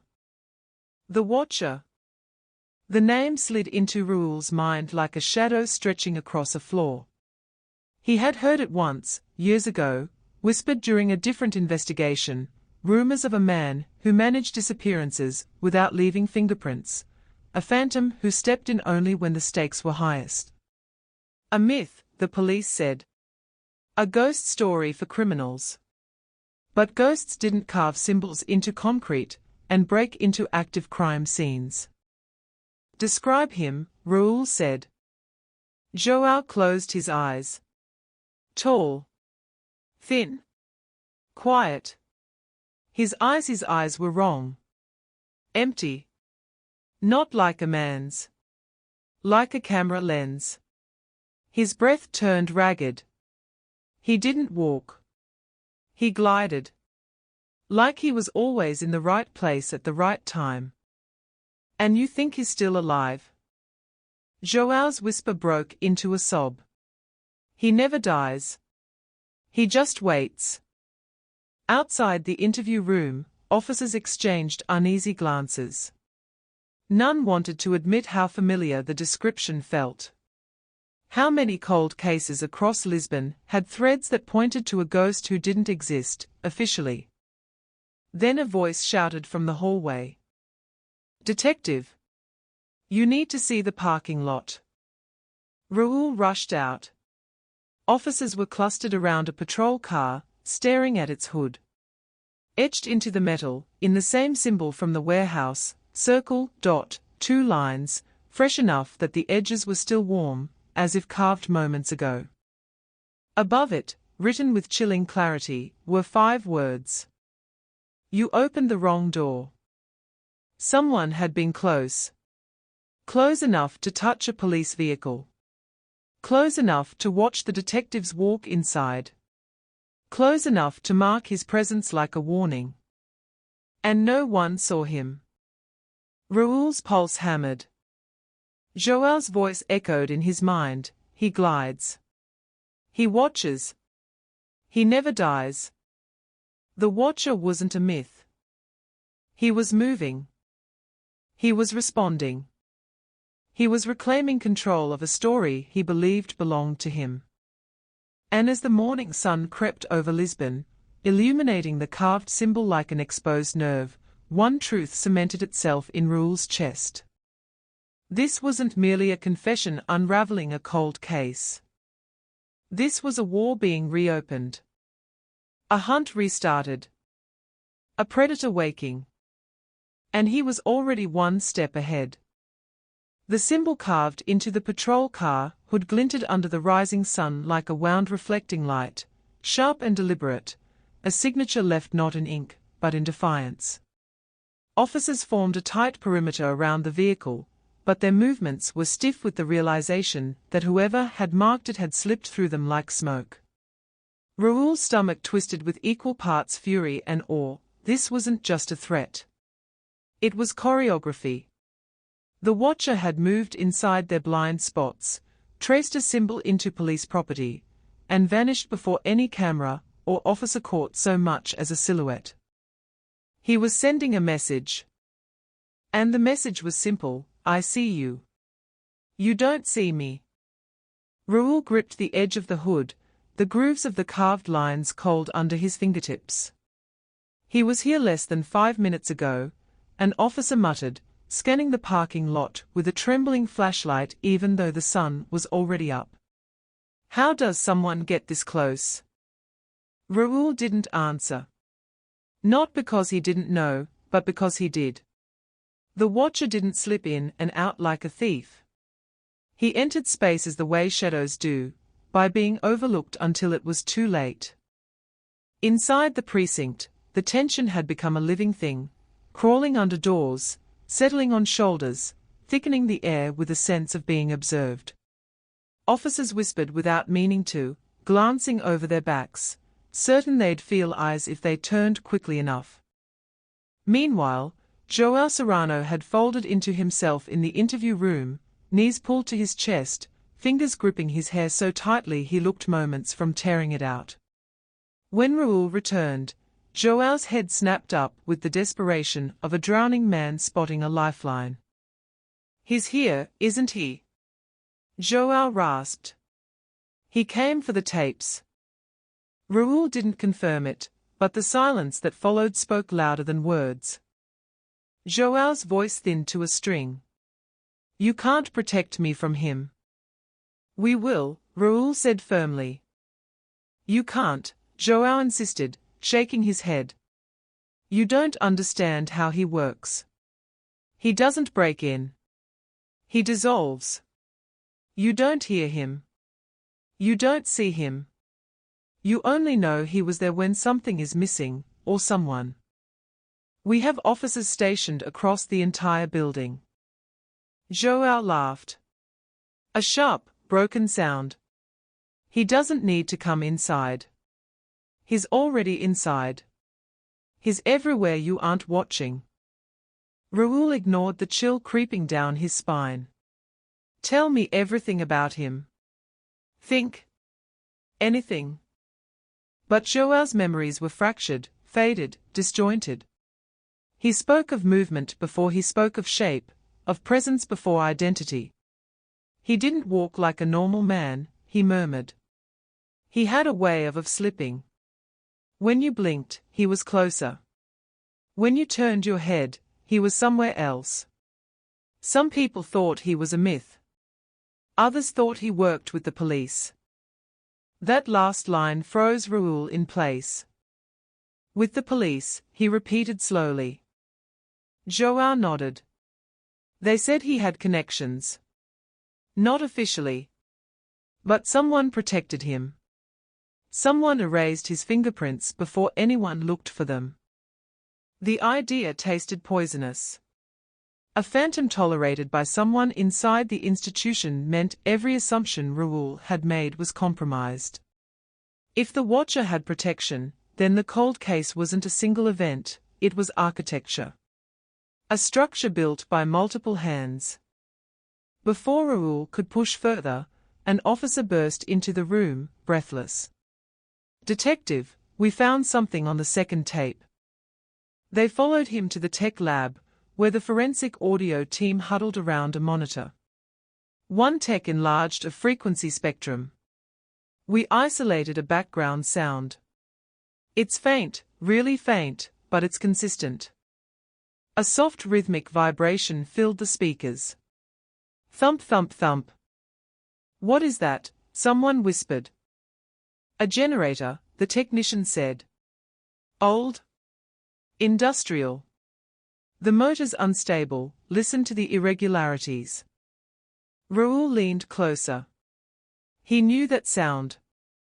Or rather, he knew its type. Warehouses. Factories. Underground facilities. Places where electricity hummed through forgotten machines like dying hearts.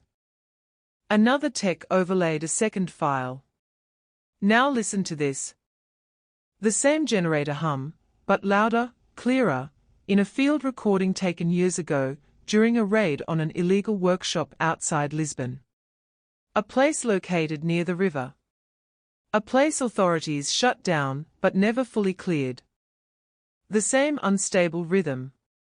The same wounded motor clinging to life. It's the same machine, the tech confirmed. The same generator that was running during the tapes. Raoul straightened. Where was that facility again? Near the river docks, the tech said. District 7. Half collapsed. Scheduled for demolition, but never carried out. Get me the address. Within minutes, patrol cars roared toward the river, their sirens silent, but their engines screaming urgency. As they approached the abandoned structure, seagulls circled overhead, their cries sharp against the wind. The building slouched against the shoreline like a crippled beast, rust bleeding down its walls. The air smelled of salt and metal, thick and sour. Officers spread out, forming a perimeter. Raoul moved to the door. It wasn't locked. It hung slightly ajar, as if waiting for them. Inside, darkness swallowed the light. Flashlights cut through floating dust. Debris littered the floor, shattered glass, twisted metal, fragments of tools long abandoned. Then came the sound, the faint, ghostly hum. The generator still ran somewhere deep inside, a dying heartbeat pulsing through the walls. Raoul followed the vibration down a hallway lined with rusted pipes. The further they moved, the more wrong the air felt. Too cold. Too still. A silence crafted, not natural. Then they found the room. Heavy metal door. Reinforced frame. Padlock removed. Inside was a chamber small enough to feel like a throat. And in the center of it, chained to a bolted anchor in the floor, was something that stopped every officer in their tracks. A chair. A single metal chair. Straps dangling from its arms and legs like dead vines. The floor beneath it was stained, old, faded, wiped many times, but never fully erased. Jesus Christ, an officer muttered. On the wall opposite the chair, dozens of tally marks scarred the concrete. Some shallow, rushed. Some deep, carved with purpose. Some clustered. Some spaced apart. All of them spoken in silence. And on the far corner of the room, half buried in dust, lay another pendant. A second silver moon. 2 moons. 2 pendants. 2 victims. Raoul knelt, heart pounding. This isn't just where he kept her, he whispered. This is where he studied her. But something else caught his eye. A camera mount embedded in the ceiling. Empty now. Recently removed. They were close, so close, but the watcher was closer still. He had been here. Maybe hours earlier. Maybe minutes. The warehouse break-in wasn't random. It was part of a sweep, erasing evidence, retrieving tools, reclaiming his territory. And then Raoul saw it. A fresh symbol carved into the floor beneath the chair. Circle. Dot. 2 lines. The same warning. But this one had an addition, a smear of fresh grease forming a crude arrow pointing deeper into the facility. A direction. A taunt. A lure. Raoul followed the arrow with a tight grip on his flashlight. The hallway beyond narrowed into darkness that felt almost alive. The hum of the generator grew louder. Then, abruptly, it stopped. The silence that followed felt engineered. Artificial. Predatory. The moment Raoul stepped into the next room, his flashlight illuminated a wall covered in photographs. Not of victims. Of police. Officers. Detectives. People who worked the 2004 case. People who were working it now. And in the center, circled in red, was Raoul himself. His patrol routes. His home address. His routines. His family. His habits mapped with the same precision used on Marissa. A cold shock erupted through him. "He's watching us now," an officer whispered behind him. "No," Raoul murmured, pulse hammering. "He's watching me." As if summoned by the words, a metallic clatter echoed deep in the facility, sharp enough to make every officer flinch and raise their weapons. The sound was followed by a soft, calm, almost conversational whisper drifting from the darkness. "Too slow, detective." Every flashlight swung toward the voice. But the room was empty. No shadows moved. No figure fled.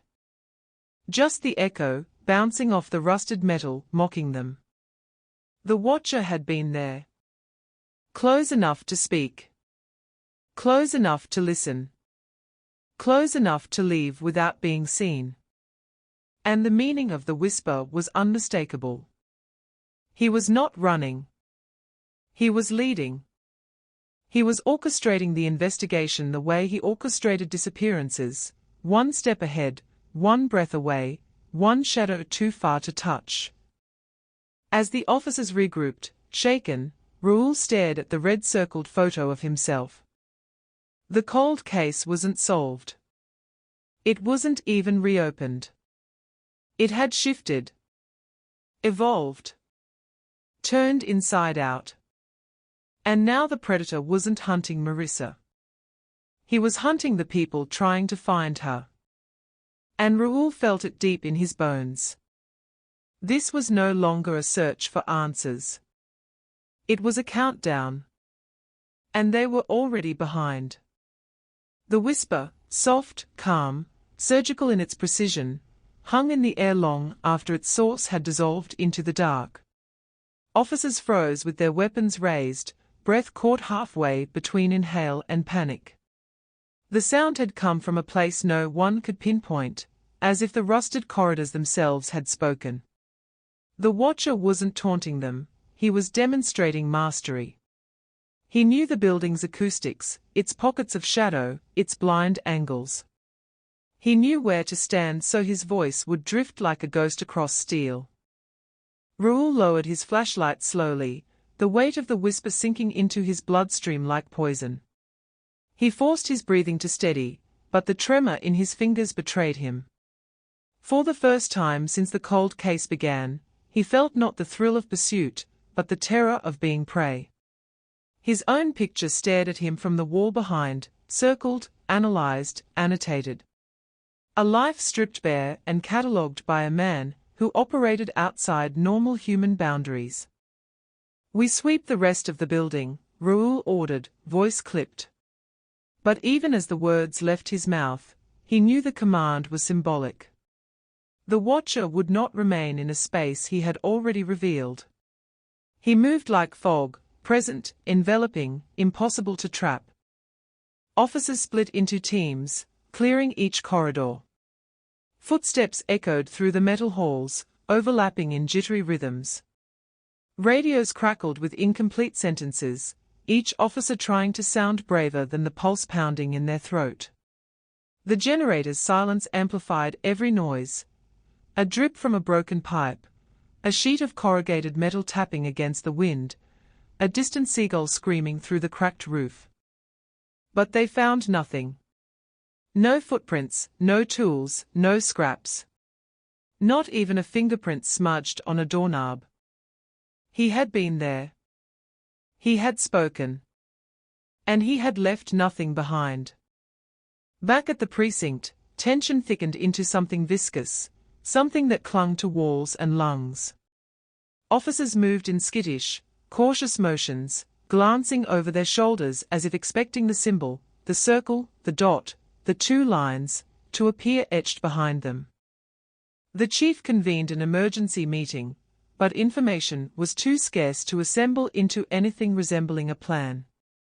A room full of experienced officers sat powerless, their decades of training suddenly insufficient against a man who didn't behave like a criminal, but like an architect, shaping the investigation, reshaping their fears.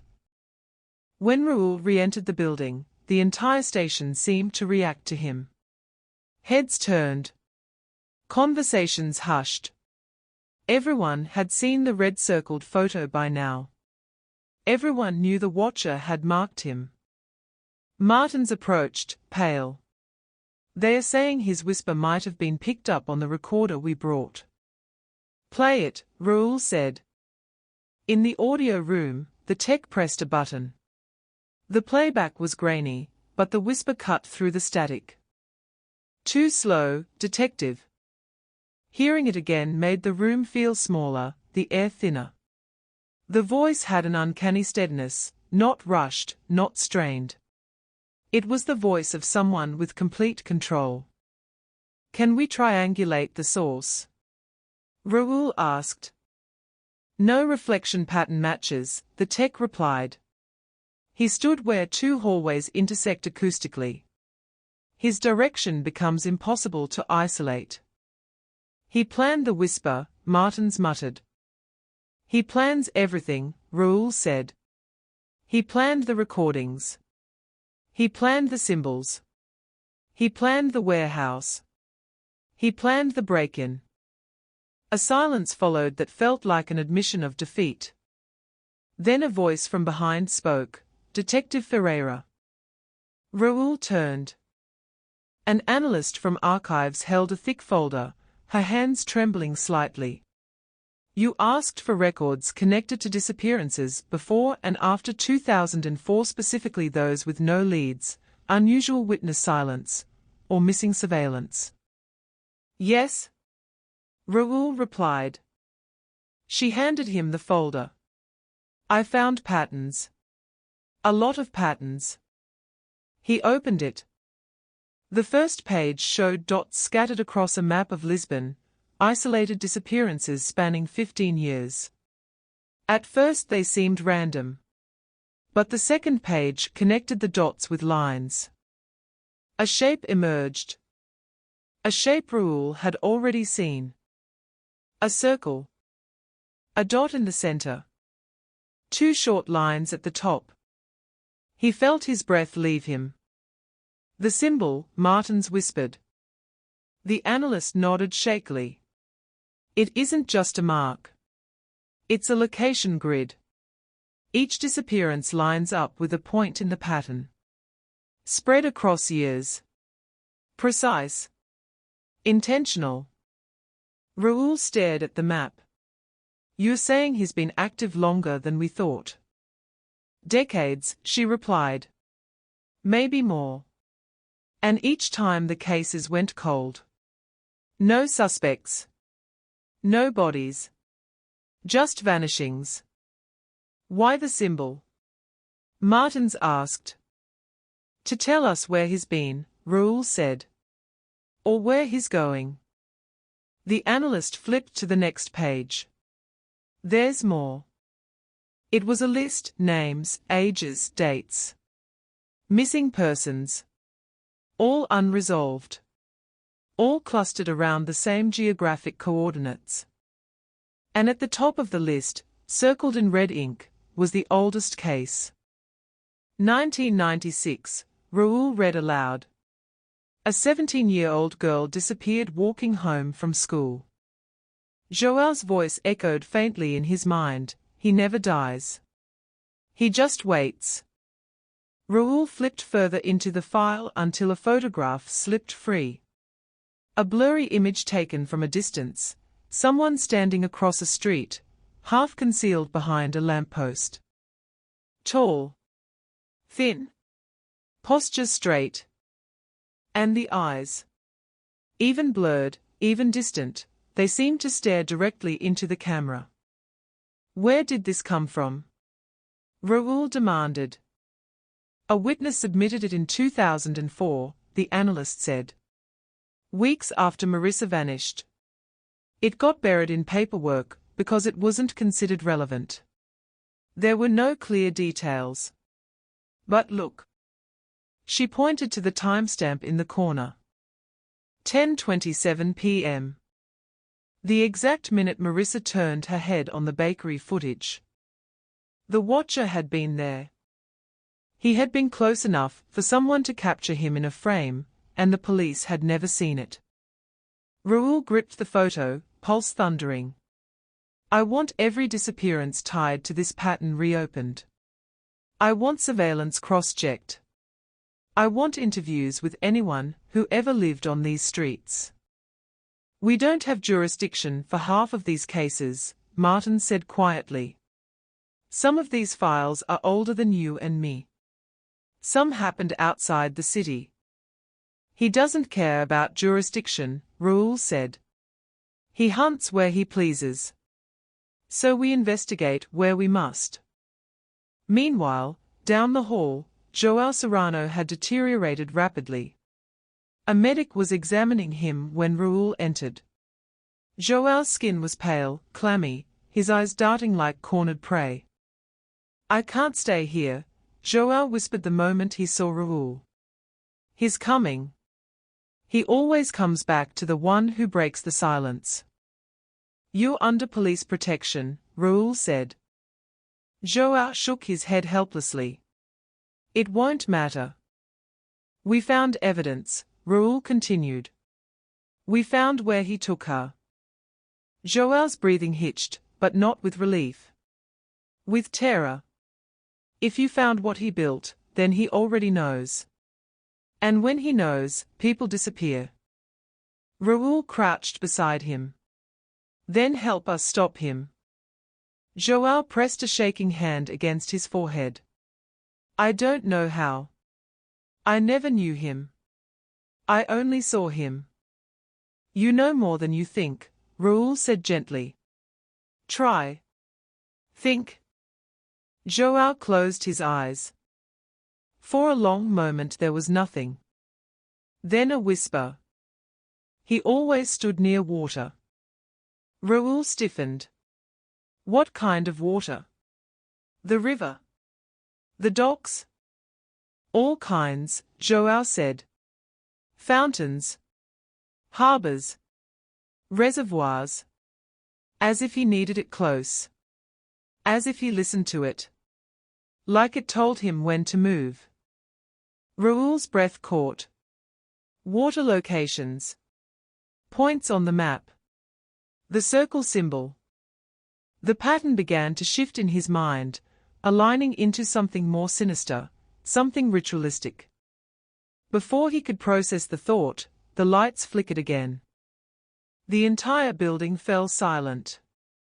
Every officer turned toward the corridor, the same corridor where the symbol on the patrol car had first been noticed. The same corridor that now seemed to vibrate with the faintest hum, like water trickling through pipes. A hum that didn't belong. And then, from the far end of the hall, a voice echoed faintly. A whisper, impossible to mishear. Detective. Raoul spun toward the sound. But the hall was empty. No footsteps. No retreat. Just the echo. Spreading. softening, disappearing like a ripple on water.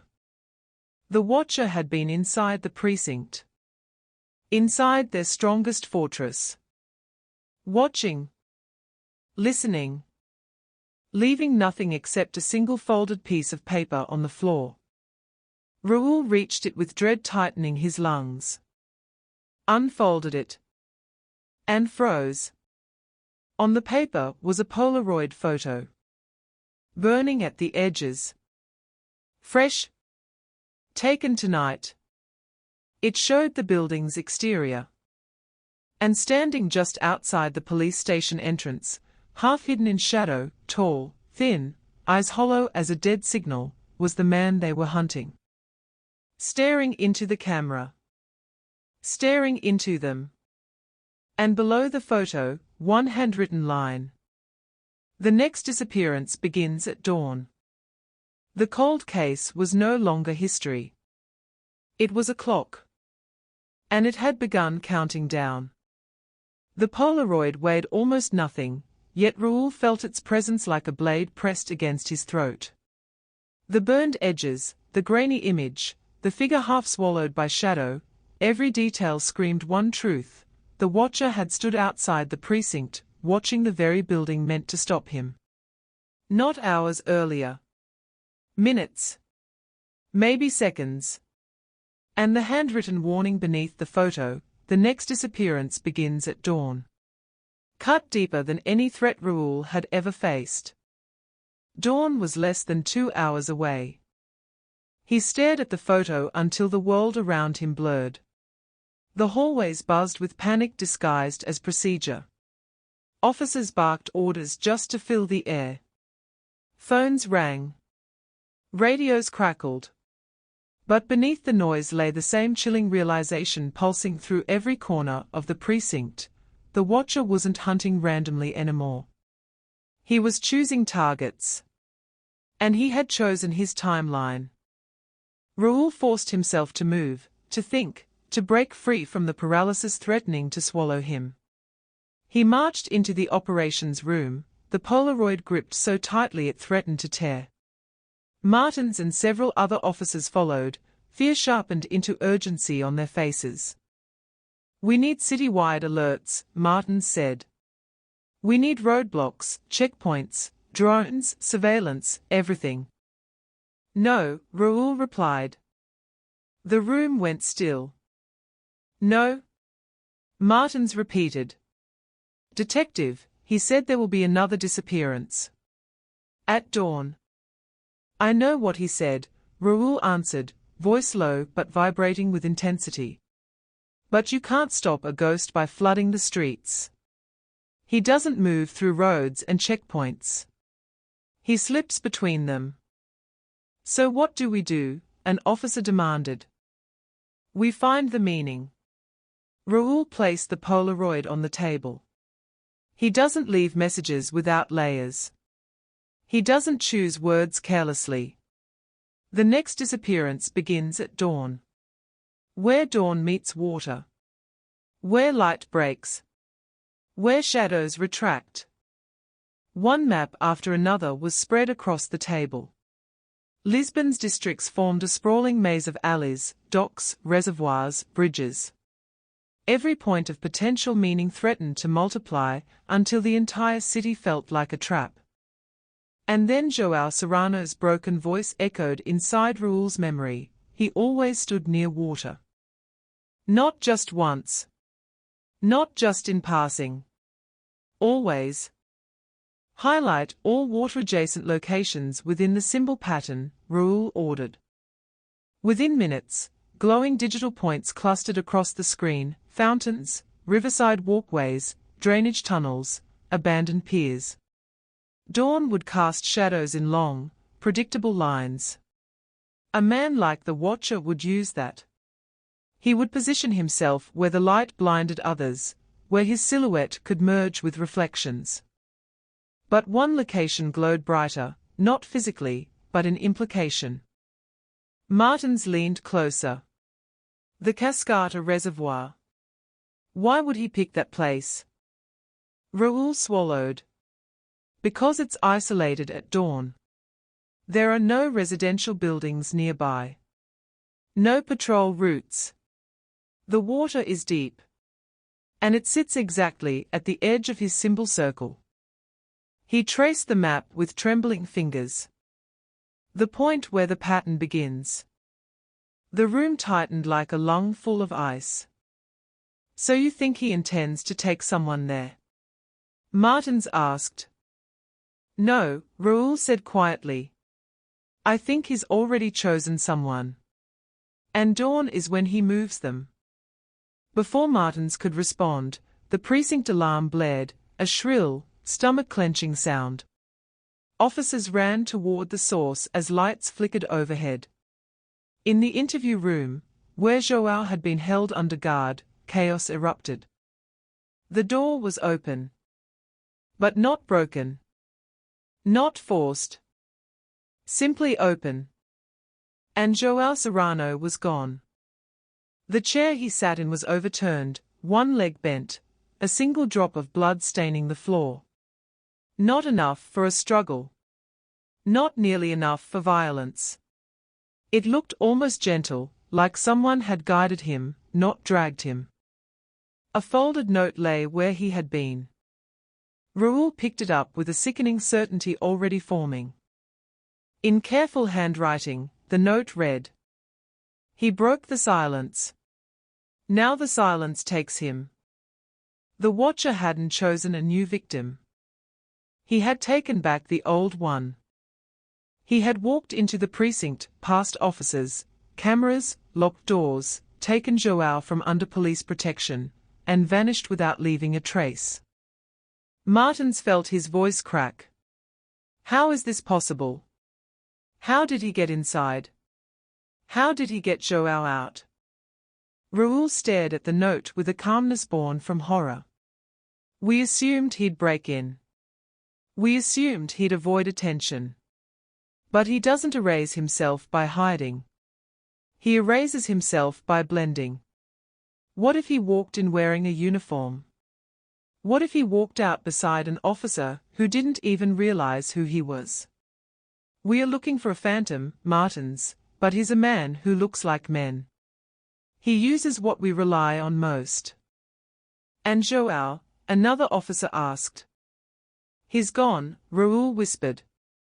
The camera feed confirmed the nightmare.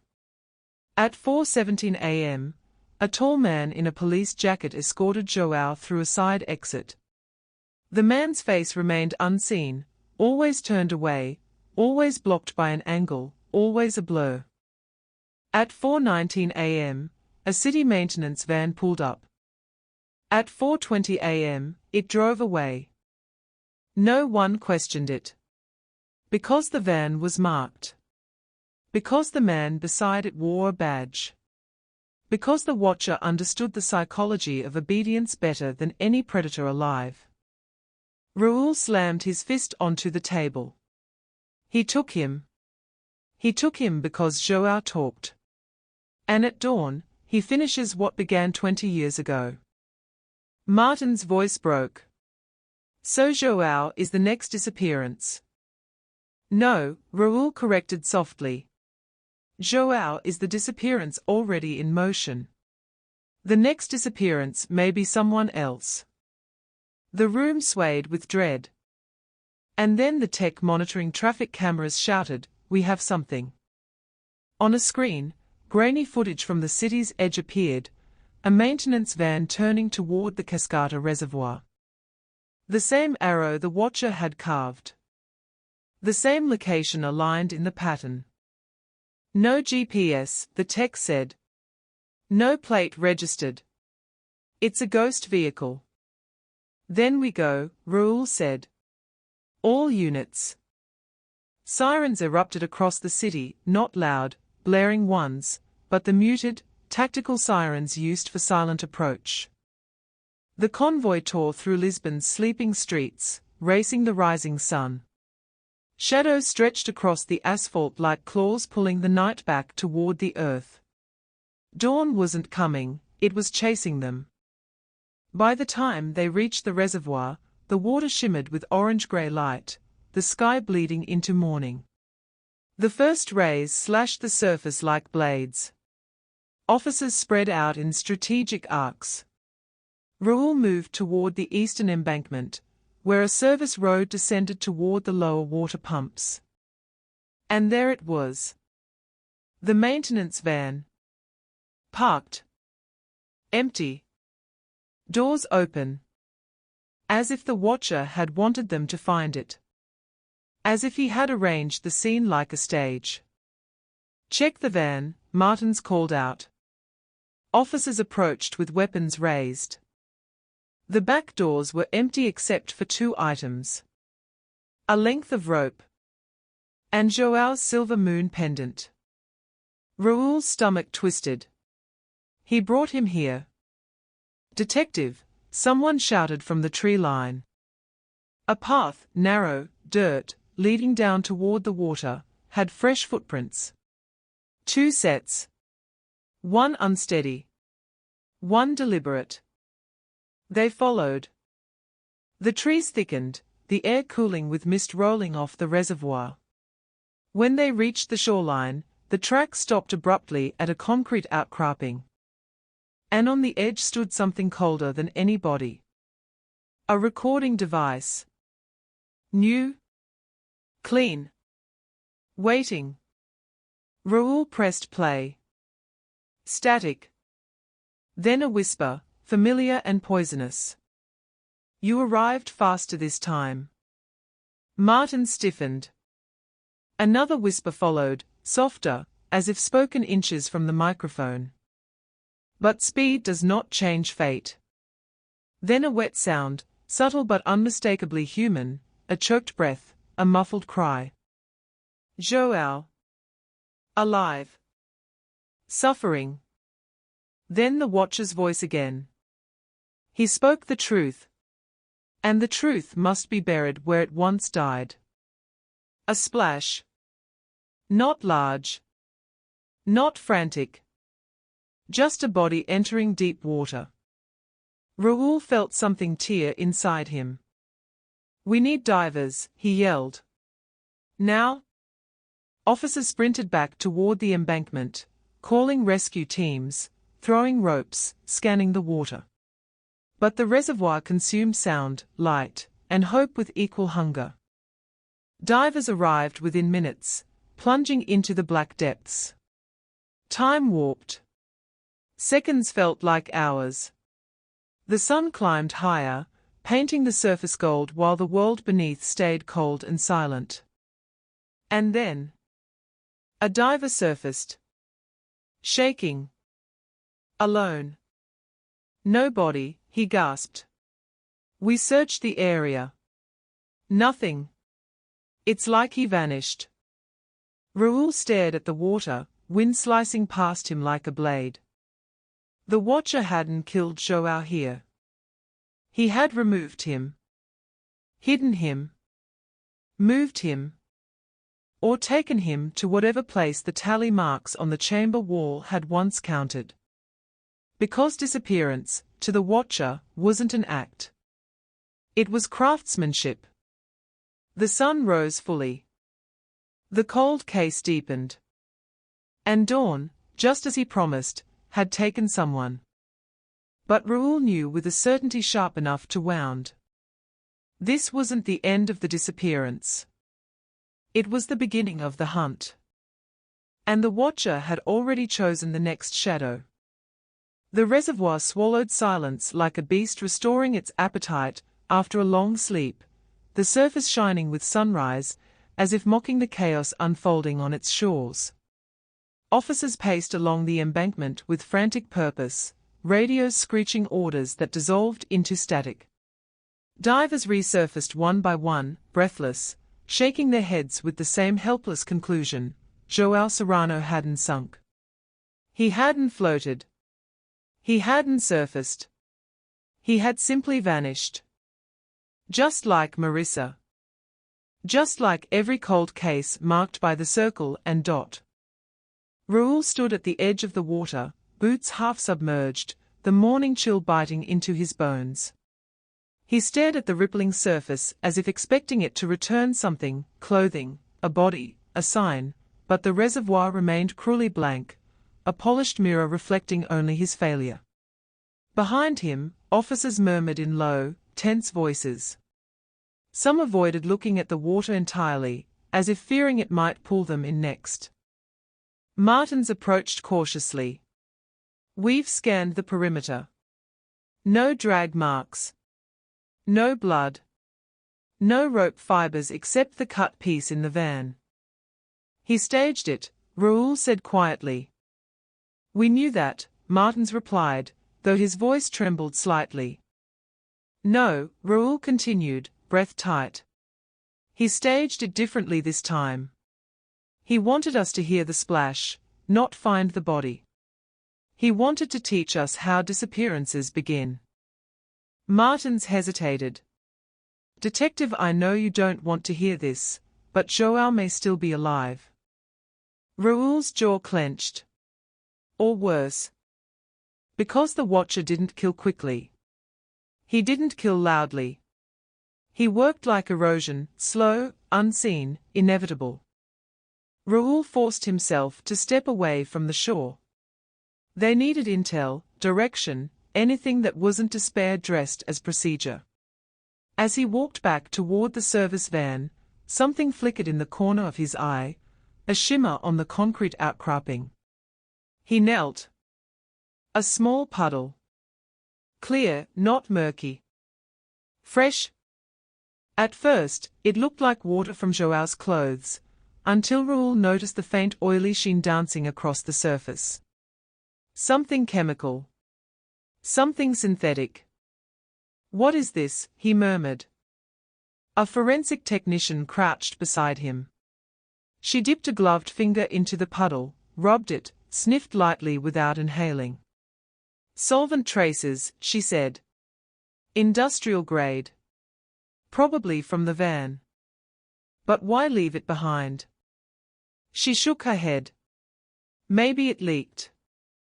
"No," Raoul said, staring at the glistening surface. "He leaves nothing by accident." A gust of wind rippled the puddle, distorting the morning light into fractured shapes. One shape in particular made Raoul freeze. A circle. A dot. Two short lines. The symbol. Reflected, not carved. Like a silent reminder, "You're looking at the wrong layer." Raoul stood abruptly. "Secure the scene. Catalogue everything. I'm heading back to the precinct." "Detective," Martin said gently, "you haven't slept." "And he has," Raoul answered. "For 20 years. Back at the precinct, the atmosphere had thickened into something suffocating. Officers who once strutted with confidence now moved like haunted silhouettes. Desks that once echoed with paperwork and banter now carried only files and whispers. Every shadow in the hallway felt a degree too dark. Every open door felt a degree too wide. Because the Watcher had been here. Because he had taken someone from right under their noses. Because he had left a Polaroid. And because the whisper, "The next disappearance begins at dawn," no longer felt like a threat. It felt like a promise already fulfilled. Raoul entered the evidence room, locking the door behind him with a trembling hand. He laid the Polaroid beside the reservoir photos, studying the angles, the light, the distortions. His eyes caught on the burned edges again, specific burns, intentional, as though framing the image rather than damaging it.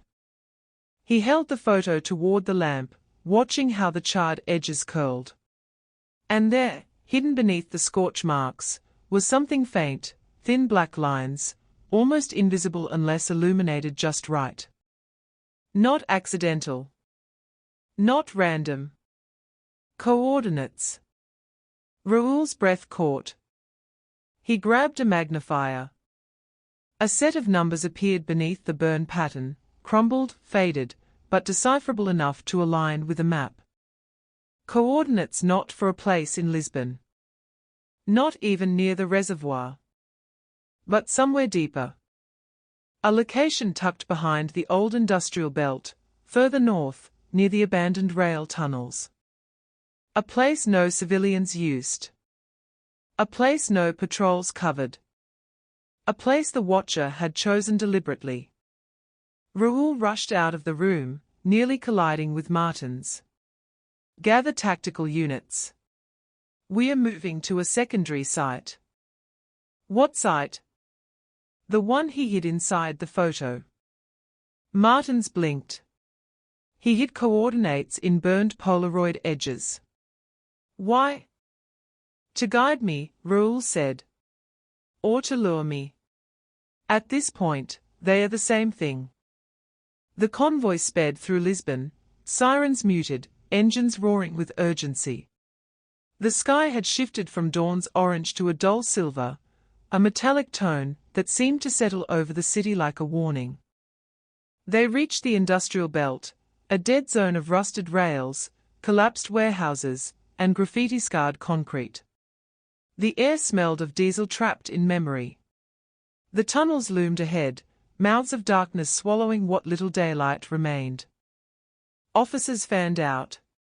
Flashlights cut through the gloom. Detective, one officer called, shining his beam onto the tracks.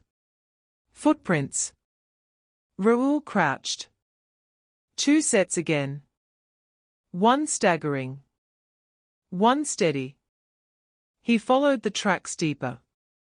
The tunnel walls dripped with condensation, echoing each step with a hollow resonance. Rats scurried past, disturbed by human intrusion for the first time in years.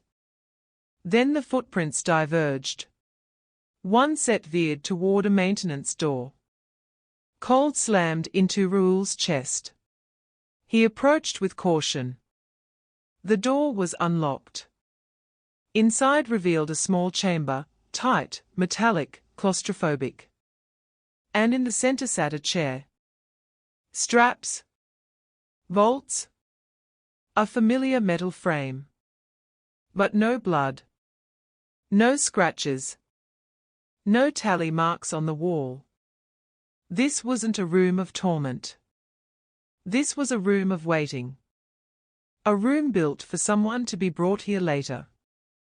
A future disappearance. A plan in motion. He's preparing another victim, Martins whispered. Raoul's jaw clenched. But who? An officer nearby shouted, "Detective, look at this." In the corner lay a stack of photographs, fresh, crisp, taken from high angles and long lenses.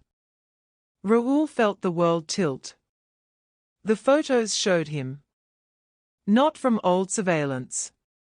Not from the precinct wall. But from the past 48 hours.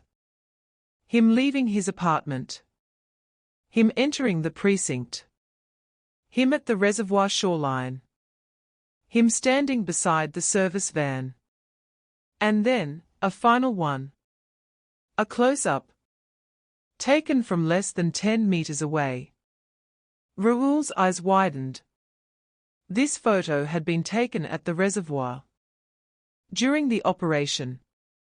While he was surrounded by officers. While he was searching for Joao. The watcher had been near him.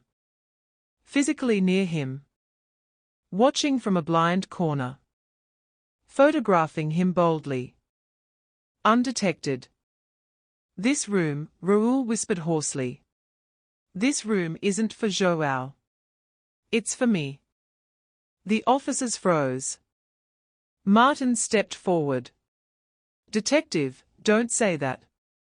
Raoul pointed to the timelines scribbled beneath the photos. Times.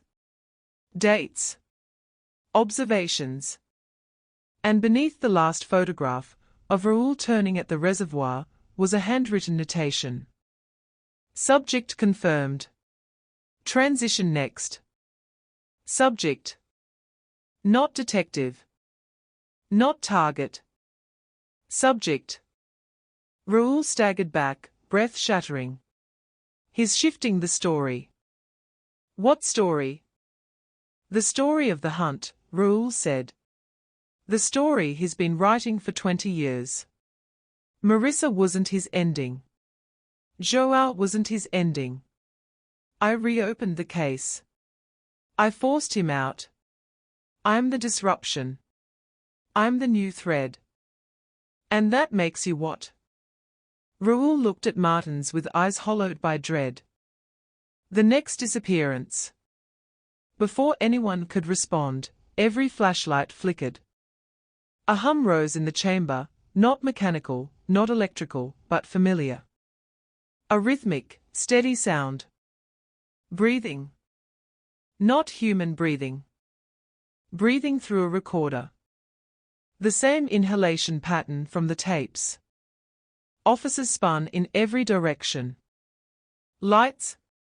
Find the source. The flicker worsened, strobing now, slicing the darkness into sharp, disorienting bursts. And then a whisper. Close. Too close. Right behind Raoul's ear. You're exactly where I needed you. Raoul spun. Nothing. Just darkness. Just echoes. But the voice had been real. Warm breath brushing his skin. Martins grabbed his arm. Detective, we have to get you out of here. But something on the ground made Raoul freeze. A small object. Dusty. Familiar. He picked it up slowly. A silver pendant. A third moon. Not Marissa's. Not Joao's. This one was newer. Untarnished. And he realized with a sickening jolt. It wasn't left by a victim. It was left for him. A mark. A claim. A beginning. Behind them, the whisper returned, this time drifting from the far end of the tunnel, distant yet unmistakably deliberate.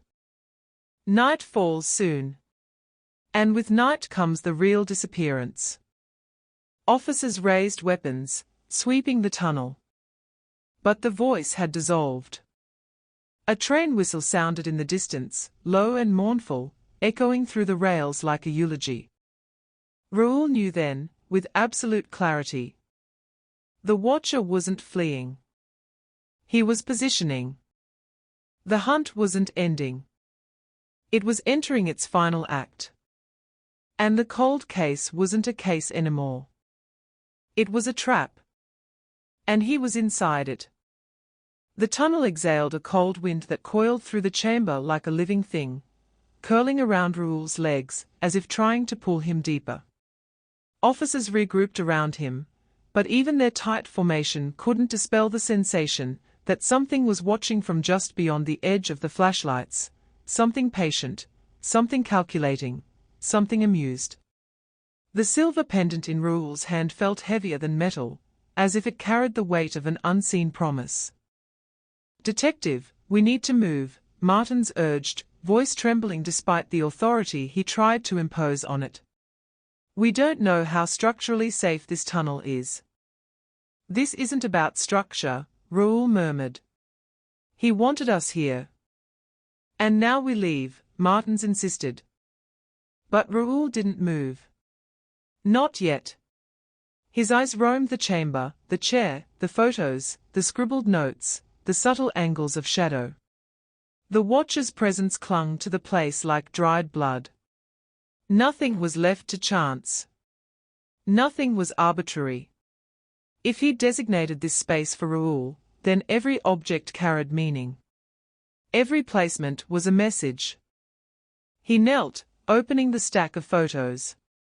Beneath the images of himself, another series emerged, grainy night shots of Lisbon rooftops, alleyways, abandoned streets. All devoid of people. All tinged with a haunting stillness. And then, the final image.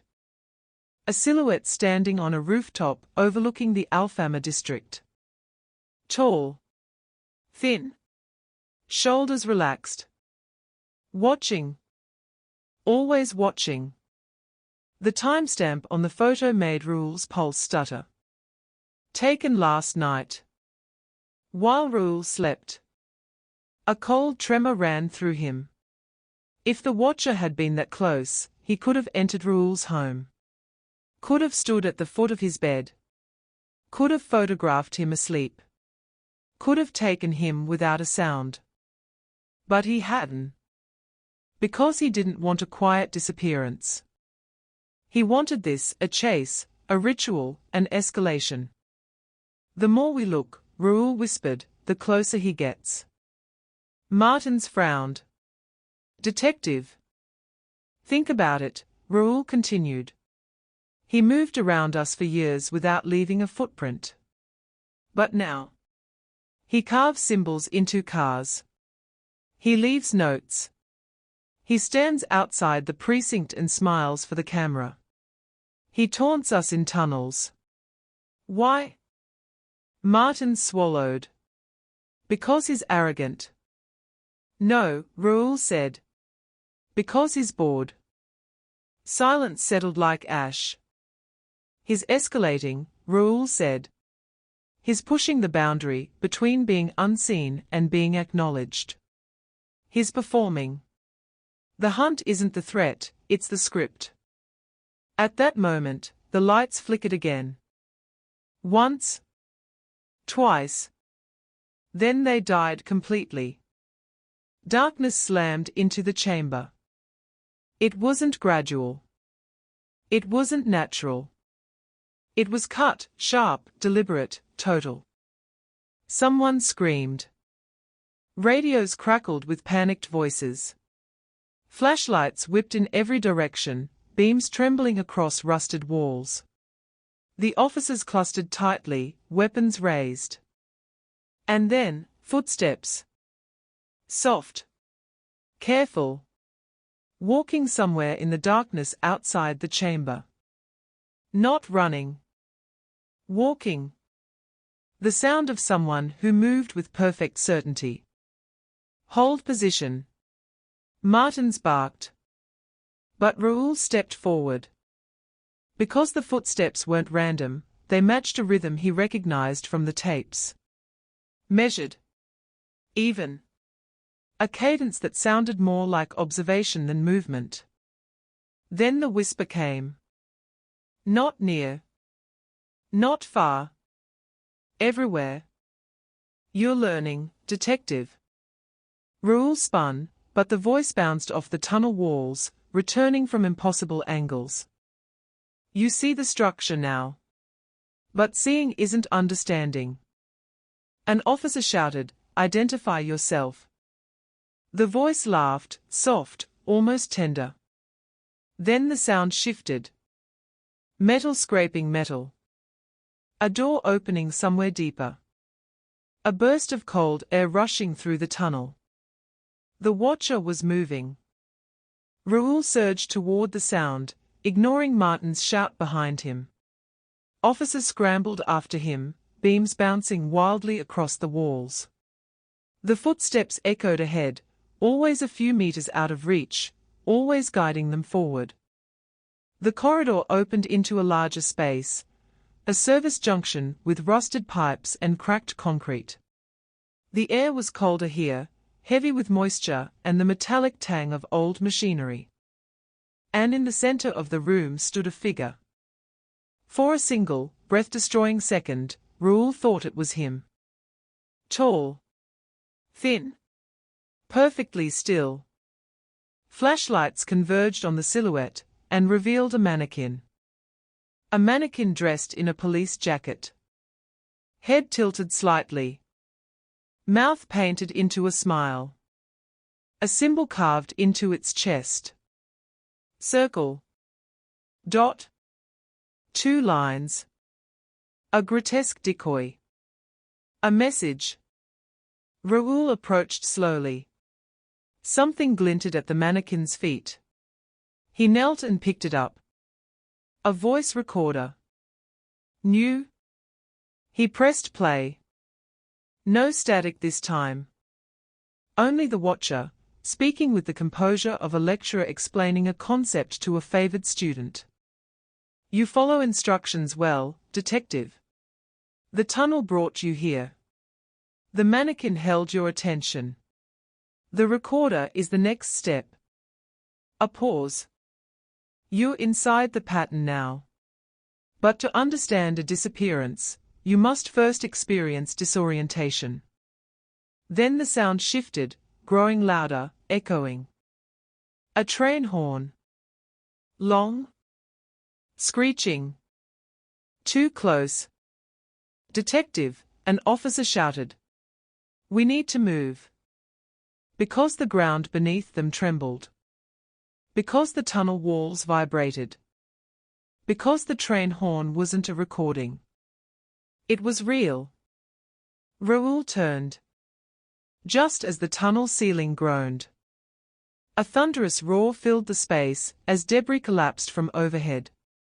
Dust exploded into the air. Officers shouted, diving for cover. The mannequin toppled, shattering. Metal clanged against stone. A slab of concrete crashed down, sealing the entrance they'd used. The watcher hadn't tried to kill them. He had sealed them in. Not fully, there was still another exit deeper inside the corridor. Another route. Another direction he wanted them to take. The trap was a funnel, not a tomb. Martins coughed through the dust cloud. Detective, we have to find another way out. Raoul nodded, wiping blood from a cut on his temple. His mind wasn't on the debris. It was on the voice. To understand a disappearance, you must experience disorientation. The tunnel wasn't meant to harm them. It was meant to teach them. To force them into a narrative he controlled. They pressed deeper into the tunnels. The air grew colder, damper. The walls narrowed. The noise of the collapse faded behind them until only their breathing remained.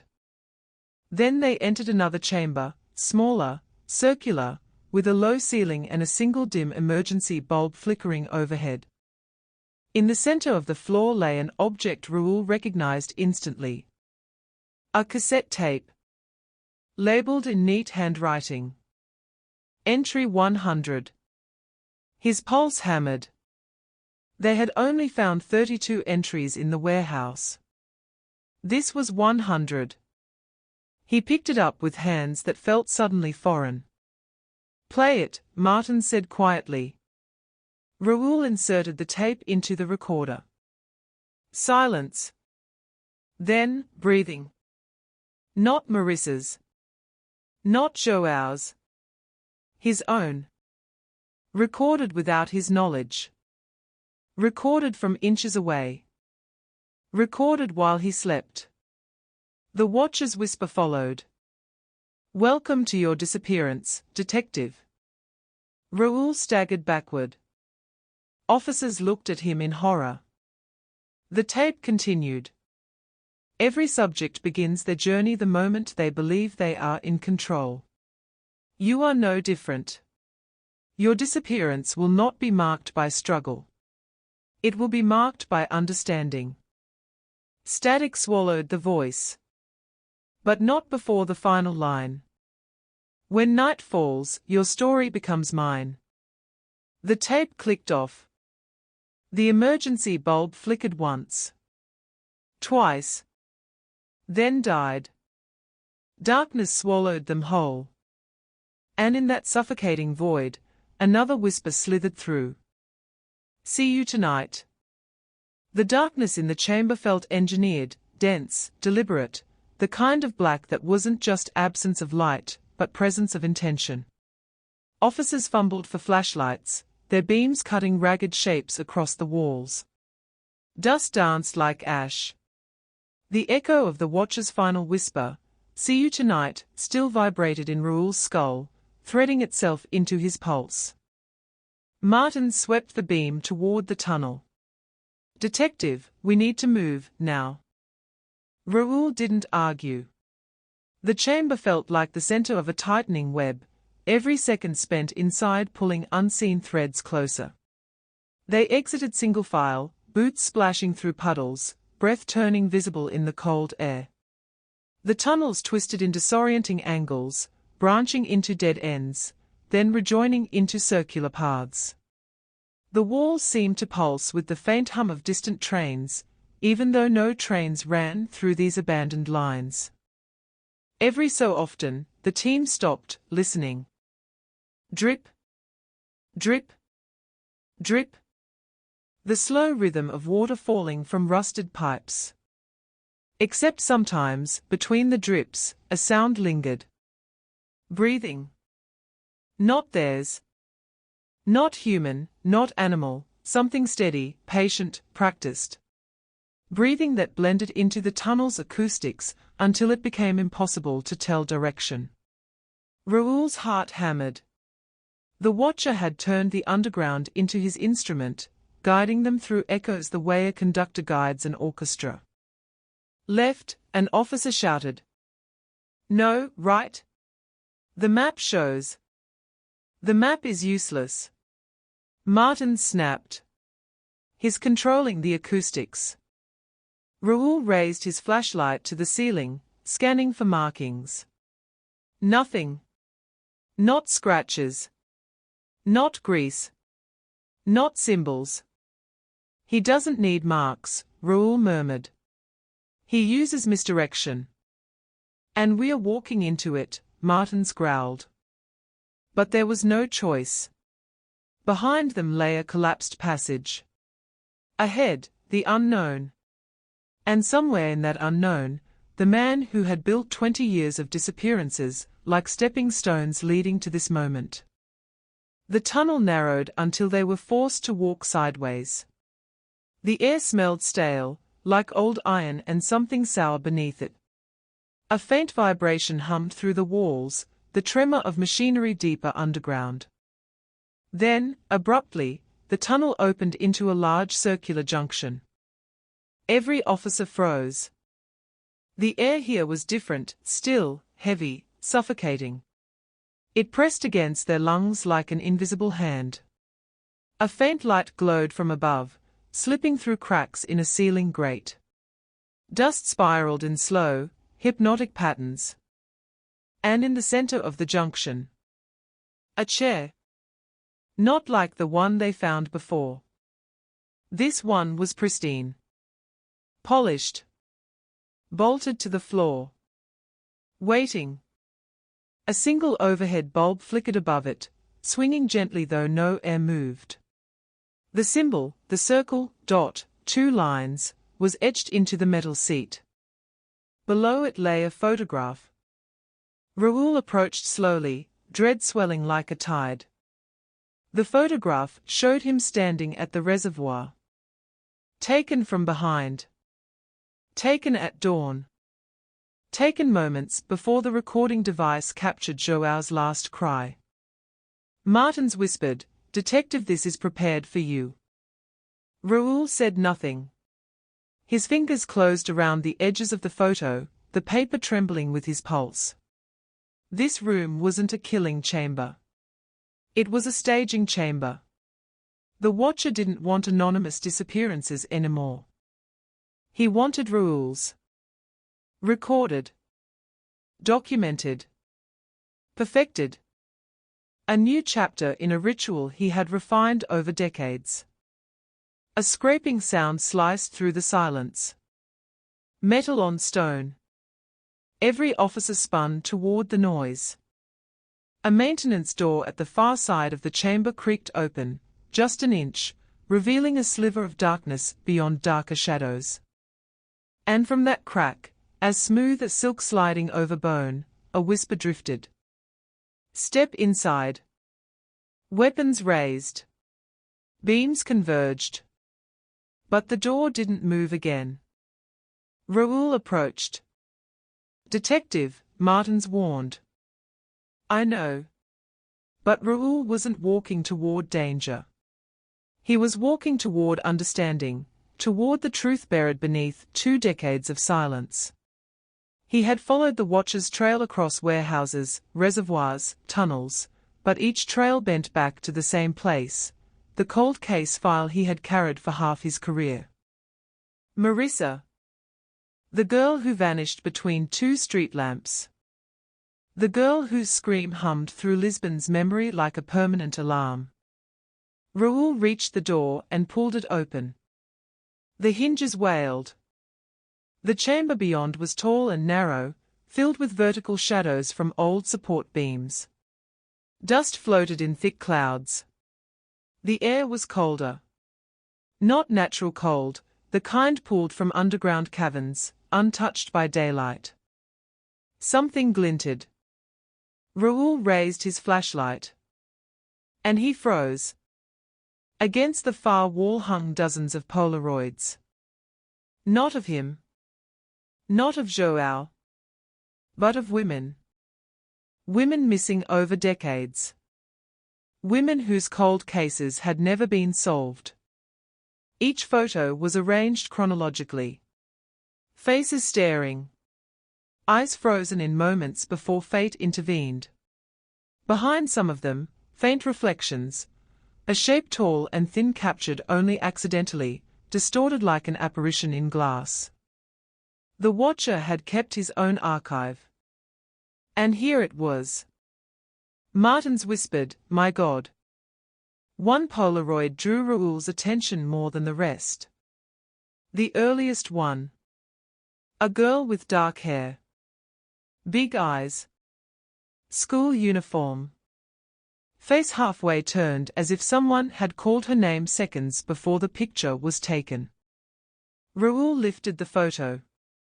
And behind it, hidden, taped to the wall, was a page torn from a notebook. Handwriting precise. Cold. Almost elegant. The note read, "You don't remember her. But she remembered you." Raoul's breath caught. He reread the sentence. Again. Again. Until the words scraped something buried deep. He turned the photograph over. A name was written on the back. A name he hadn't spoken in years. A name he didn't expect to find here. Eliza F. His vision blurred. Eliza.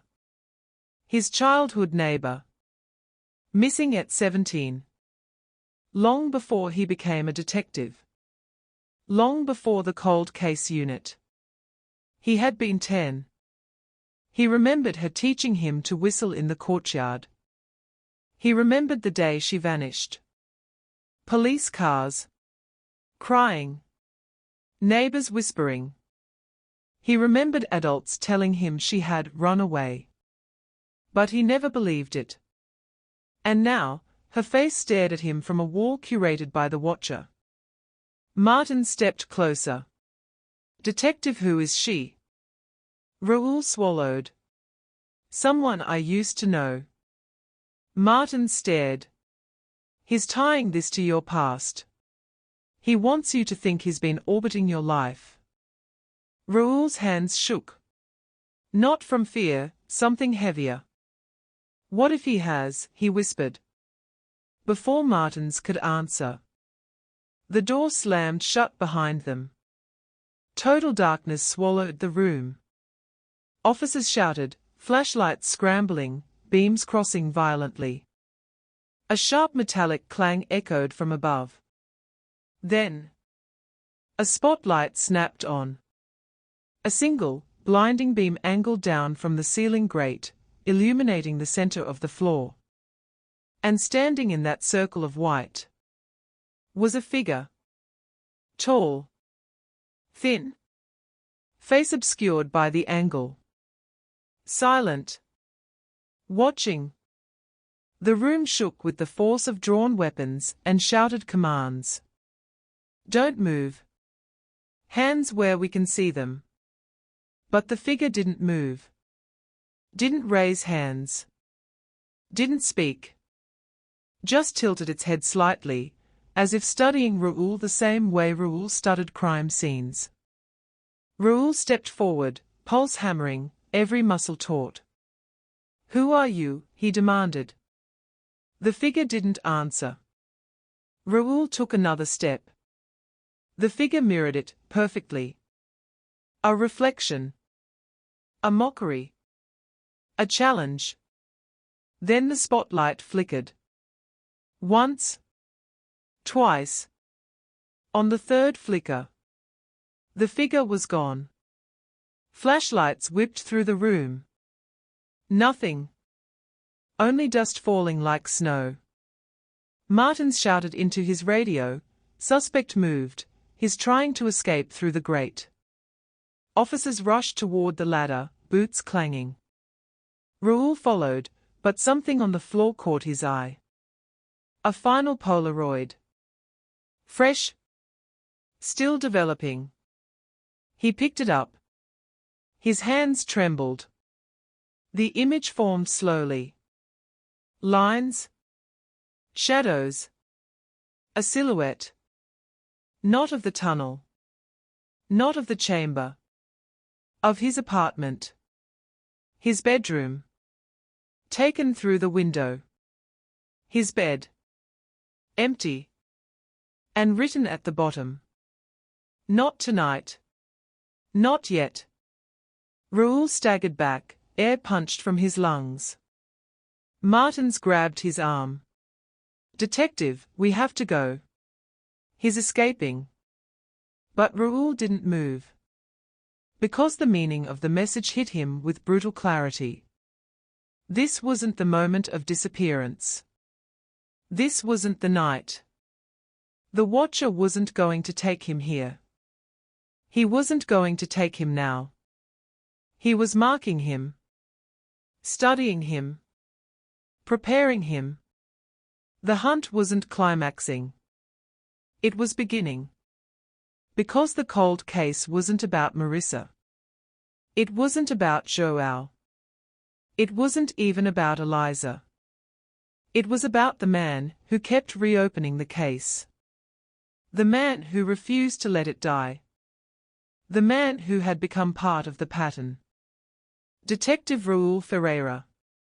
And as the team climbed through the grate, emerging into the dim light of Lisbon streets, Raoul looked over the city, the rooftops, the alleyways, the water lines where dawn first touched. Somewhere out there, hidden inside a shadow that blended too easily with night, the Watcher stood watching back. Not running. Not hiding. Waiting. Because his story always ended the same way. With a disappearance. But now, for the first time, Raoul understood the coldest truth of all. The disappearance wasn't meant to answer the case. It was meant to preserve it. To extend it. To keep it alive. To keep him alive. Because a hunter without a hunt is nothing.